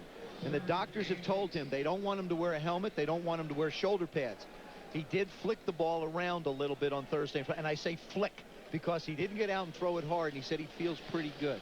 You know, just the thought that he would not be able to play this season if the Dolphins make a Super Bowl run is terribly sad. Yeah, but you know, we've seen this before with Bob Greasy and Earl Morrall down here. Morrall quarterbacked an entire season. Greasy wound up starting a Super Bowl. Besides that, the last pass Heward threw was absolutely incredible. 3rd and 8. Heward steps up. That one was tipped at the line of scrimmage and sailed over the head of J.J. Johnson. I don't know whether J.J. Johnson thought he was going to get in the head with it or not, but he ducked. The ball was thrown, it was tipped, and he just kind of ducked out of the way. Marino can offer all that advice because he has seen it all. They have tried to defend him every way known to man. You talk about guys thrown behind the receiver with perfection. Danny was the first to do it. Hutton kicks to Mason. Makes the fair catch inside the 10. A pretty 38-yard punt. The Titans running out of time. Only 9:10 left.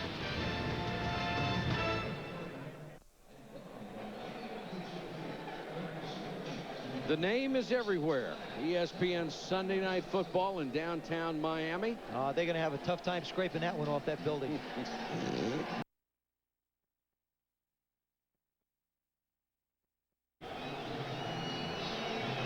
9:10 to go. The Dolphins on top. Both of these clubs came in 6-1.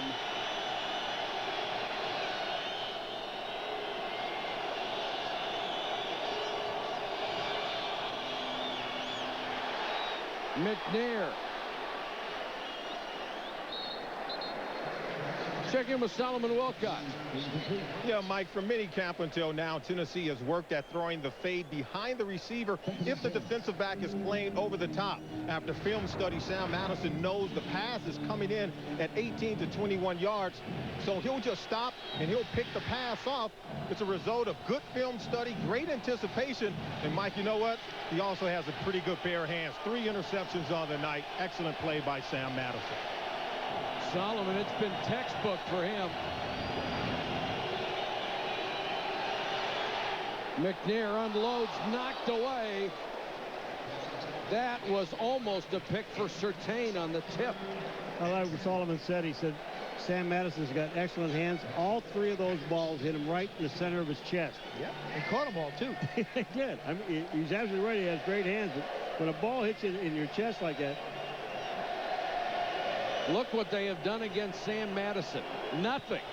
1 catch, 8 yards. He's returned 3 picks for 115. That defensive front is just continuing to put a lot of pressure on Steve McNair as well. Here comes the blitz. McNair airs it out. Incomplete. Sanders with the diving try at midfield. The official said he stepped on the sideline back at the 47-yard line. Sanders can't believe it.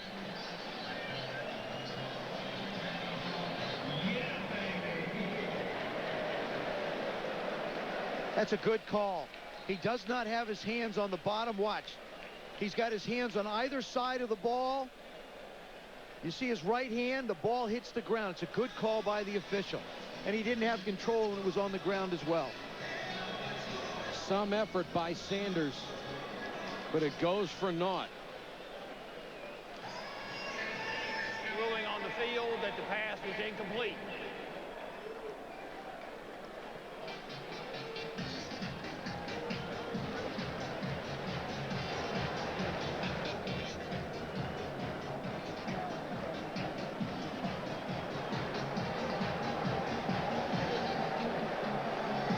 You can see he's got his hands on either side of the ball.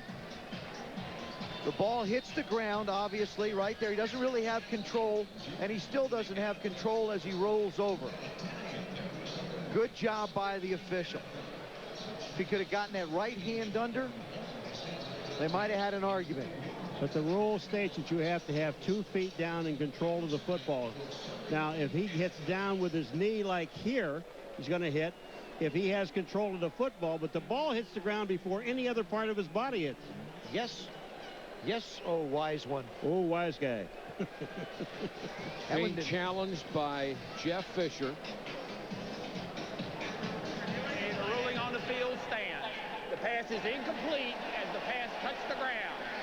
That was a good try by Jeff Tennessee Fisher. is charged with a timeout. Certainly, he's got nothing to lose down 17-0. One of the few big plays they had a chance to pull off. And that may be the shortest ruling we've had this year. Didn't take him long. No, it didn't. Once they see that ball hit the ground. You see the Miami Dolphins lineup. They have 2 men back to return the punt. This is something Mike Westhoff did. You can't kick away from Jaquette now. What you've got is you got 2 guys back here now. So if you want to kick here, one guy can't run. You want to kick here, one guy doesn't have to run around the field. Plus, you have a personal protector that allows the guy catching the ball a chance to make it clean. Poor kick by Hendrick. McDuffie on the run. He muffs it. It's loose. And the Titans have it.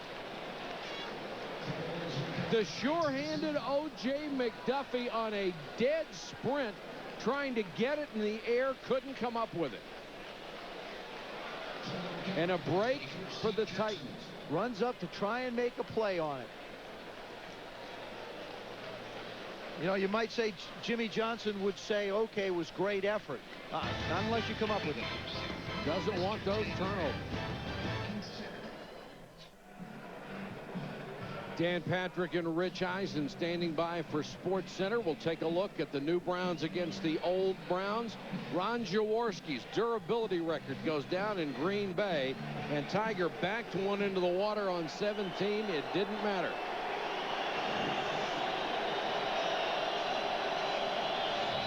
Tennessee needs points and in a hurry.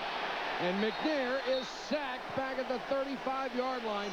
Trace Armstrong. 5.5 sacks this year, 10.5 a year ago with no starts. He did this all with speed. Trace Armstrong ran right by the tackle running, and just watch the speed. Trace Armstrong around the outside, up into McNair, grabs it. That's just great hustle by a defensive end. He's been doing it for 11 years. Blitz. They got him again. That's the backup corner, Jerry Wilson, and they are throwing the house at Steve McNair. I love these calls. I applaud George Hill, the defensive coordinator. He's going after him in long yardage. And the coverage is absolutely superb. Take a look at downfield, Joe. There's no place to throw the ball, and then Zach Thomas is the guy that forced McNair up inside. He was in on the blitz. It was unbelievable. 3rd and 21. McNair almost got it to midfield. It's incomplete up at the 49-yard line. Intended for Thigpen. And here comes a standing ovation for that Miami defense, and they deserve it. I said the one thing about the number 3 defense in the National Football League before this game started. The Miami Dolphins with Zach Thomas. What they want to do is stop the run, which they did tonight, and then force Tennessee to throw the ball when they wanted them to throw the ball. So even when they get a break, the Titans can't take advantage tonight. Hendrick, another returnable punt. Jaquette, there's a marker down, and Jaquette crosses the 40 and goes out of bounds. 43-yard line drive kick, 17-yard return. And this will be a hold against the Dolphins.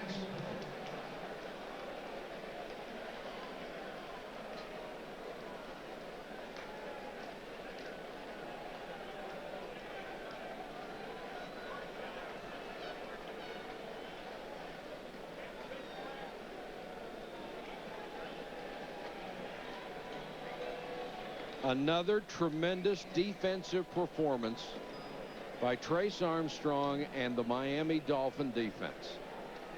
Holding by the return team during the kick. 10-yard penalty. First down. Jimmy Johnson on the verge of going 7-1.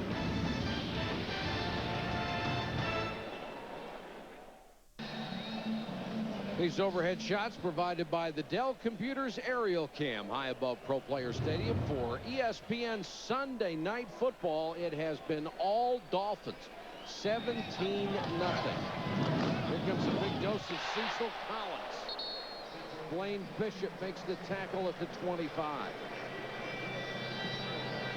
There's Dave Wannstedt, the former Bears head coach, and his career has been linked with Jimmy Johnson's throughout the years. 18 years they've been together.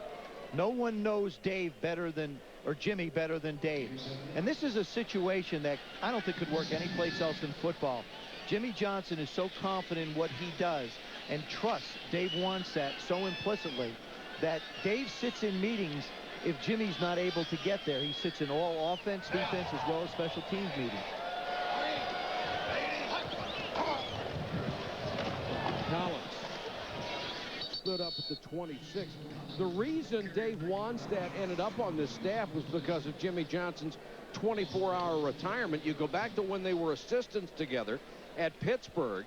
Then Jimmy Johnson went to Oklahoma State as the head coach, took Dave Wannstedt with him. They both went to Miami, then on to Dallas for the Super Bowl years, and now Miami after Jimmy's retirement here, and Wannstedt was brought in as the assistant head coach.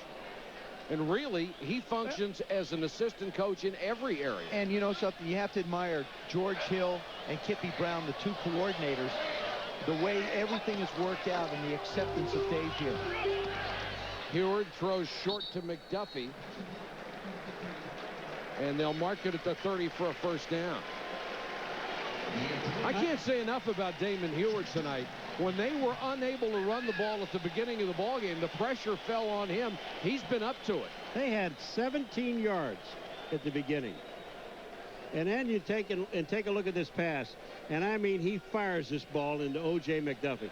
That is the perfect throw and the catch. And the one thing he's been working on has been his footwork. He slipped a lot in Oakland last week, had a problem with it, talked to his dad about it this week on the phone, throwing the ball with a lot more balance tonight.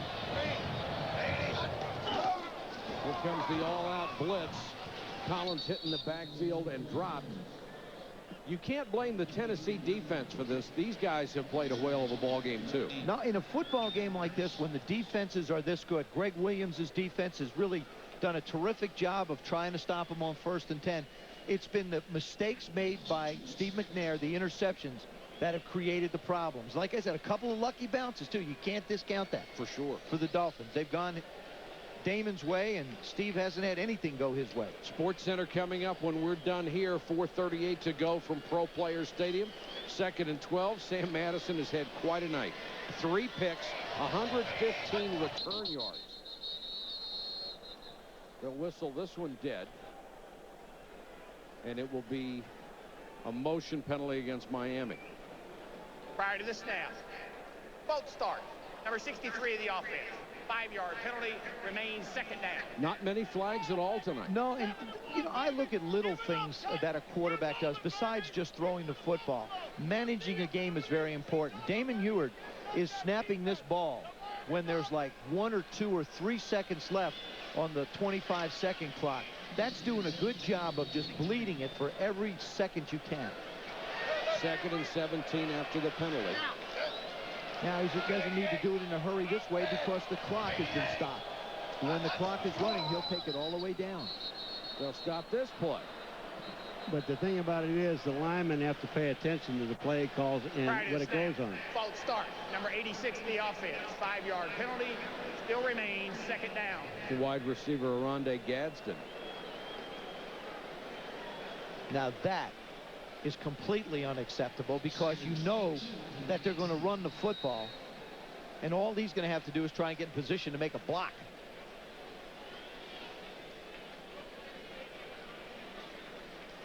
SportsCenter will have a story on Joey Galloway reporting to the Seattle Seahawks tomorrow. He needs to be in to get his vested time to become a free agent next year if possible. We will see Joey Galloway and the Seahawks next Sunday night. Collins across the 30. Javon Curse chased him down from behind. This was an excellent run. Now, Cecil Collins could have stepped out of bounds. He knew he couldn't go anywhere, but he didn't. And the reason he didn't, to keep the clock moving and force Tennessee to call a timeout. Watch what Cecil Collins does here. Here's the sideline. He can avoid all the hits right now, but no. He cuts back inside, takes the hit. Javon Curse continuing to fight. Look at the effort he puts forth. I mean, that is one. There are different guys that I think you could consider for Rookie of the Year this year. Certainly, Edgerrin James had another big day today in Indianapolis, has played sensationally. But here's another young man that should get a lot of consideration for the way he's played. He runs a 4.43 40 at 6'4", 265. He has an 86-inch wingspan. That's incredible. He has a 40-inch vertical jump for a guy that big. And he has a loaf of bread for a bicep. Where's he practice his takeoff and landing? Out at the international airport. Out here. I mean, he is quick. 3rd and 9. Collins can't get out of the backfield. You know that he was Tennessee will stop the clock again, Paul. You're talking about Curse. He was so far in the backfield behind the play that he overran it. He overran the running play. Let's check in with Solomon Wilcott. Solly, what do you have? Yeah, Mike, as we look at the athletic ability of Javon Curse, you may assume things have come easy for him, but on the contrary, Curse has survived years of tragedy before receiving the fruits of his success. His father was shot and killed 8 months before he was born. His grandfather, uncle, and half-brother, well, they were also killed in separate shootings. But through it all, Curse, well, he's remained positive and upbeat. He graduated from the high school, I should say, from the National Honor Society, and he's 15 credits shy of receiving his degree from the University of Florida. He's really come through this very clean, and he says he's kept his nose clean just to make his mom proud of him so that she would never have to worry about him, Mike. Well, Solomon, I'm sure his mom is proud of this young man, what he has been able to do under the burden of the circumstances of his life. Certainly our hats are off to that young man.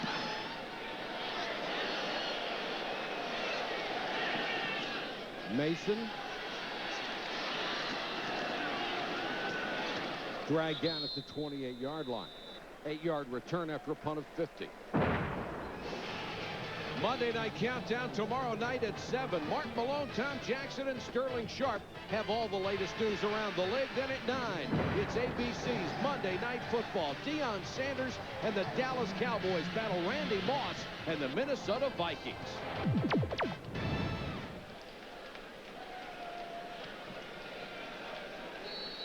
South Beach. Look at the snow. Look at how it's frozen the water. Yeah. Wow. It might be There's a something phenomenon. else. I think your headset's too tight. McNair in the flat, and Rodney Thomas is lit up. Terrell Buckley just sat and waited for him. Do you know that's the first time tonight we've mentioned Terrell Buckley's name? Well, and you had to mention on a tackle. They haven't thrown his way. I mean, he's done such a phenomenal job of shutting down the receivers over there. They haven't really gone after him. They're not going to throw at Sam Madison much anymore. McNair dumps it to Harris, and that solid tackle by Jerry Wilson.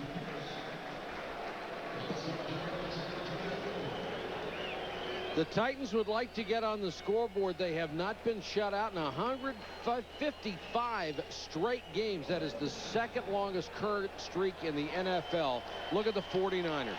346 games. That is the all-time best. But pride is involved here. Thigpen hit short of the first down by Thomas and Brock Marion. There's pride on the other side for this Miami Dolphin defense. If they can shut out the Titans, it would be their third at home in the last 11 games. Jimmy Johnson pleaded with the fans last year, we need your support. We want this place to get loud and make it tough for people to come into. The fans here have responded, as has his team. They'll go for it on 4th and a yard, of course. Another quarterback draw. This one works. And McNair slides in safely at midfield. Gain of 14 on the scramble for McNair, who throughout his career has averaged 32 yards rushing per game. Disappointing night for Jeff Fisher and McNair. Strange year. Rich is always leafing through papers. Don't they hear us? And Dan's just looking at us. They hear us. Anchors have to have papers, otherwise they have nothing to do. Dan like leafs at once, and Rich is going through like a pile of them. If they don't say hello to us, why are we saying hello to them? Because we're nice. We can't hear them. Oh. Rodney Thomas in the backfield alongside McNair. Blitz coming. McNair steps up. And this one will be out of bounds. Intended for Isaac Bird. Boy, again, George Hill, the defensive coordinator, deciding he's just going to go after Steve McNair. He keeps bringing 6 and 7 guys. McNair just doesn't have any place to go, any place to step up. There he is, the defensive coordinator. Terrific job. When you get a chance to talk to him, George is just not going to tell you a whole lot what he's going to do. But, boy, he's done a fabulous job with this defense. He shows you what he's going to do. He's right. He lets me wait and see, just like you.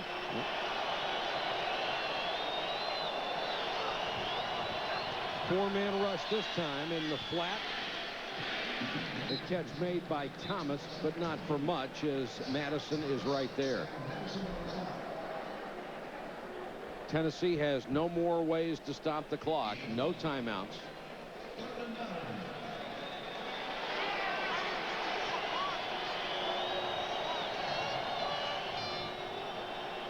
Corner blitz coming this time.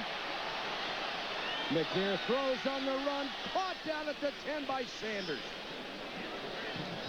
Boy, this is a great job by McNair just to stay on side before he throws the ball. He was right at the line. Sanders keeps on working. He's their speed guy. He's up against Madison this time. He jumps out, does a nice job. He sees Steve McNair working. He continues to work. McNair spikes the ball to stop the clock. Does a good job of escaping the tackle of Jerry Wilson. Sanders goes up, makes a play on it. I'm in a 2-minute situation when you don't have any timeouts and you're towards the end of the game with the clock against you. I'm not a big fan of the shot. I like the shotgun, but in that situation, I think you waste 4 to 5 seconds every time the ball is snapped trying to communicate instead of being up under the center. This is the deepest penetration Tennessee has had tonight.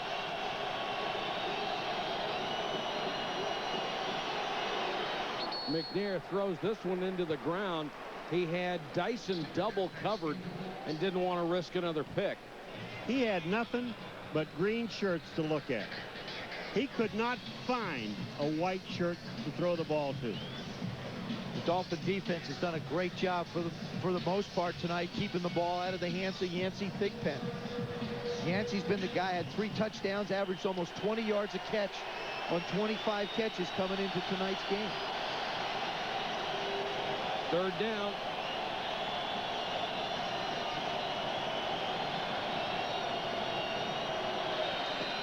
The slant caught down to the 3-yard line. Dyson makes the grab, but Terrell Buckley is right there, so now it's 4th and goal. They can't spike it. Sometimes you see a quarterback try and get up and spike it. I think you take a chance, throw the fade down here to Chris Sanders. Take the one-on-one. Trying to avoid the shutout. Incomplete. Trace Armstrong was putting the pressure on Steve McNair. They did it all night long. Pressured the quarterback relentlessly. Trace Armstrong, we saw him get one sack earlier, and he knows it's 4th down to go for the quarterback, and nobody blocked him. I was just going to say, he's moving a lot quicker. He's got a lighter helmet he's trying out, but nobody's there to block him. Jason Taylor knows it's time to celebrate. The Dolphins have thrown a goose egg at the Tennessee Titans. Wayne Huizenga, the owner, able to celebrate with 20 seconds to go in the game. This one's in the bag. Everybody gets a car tonight.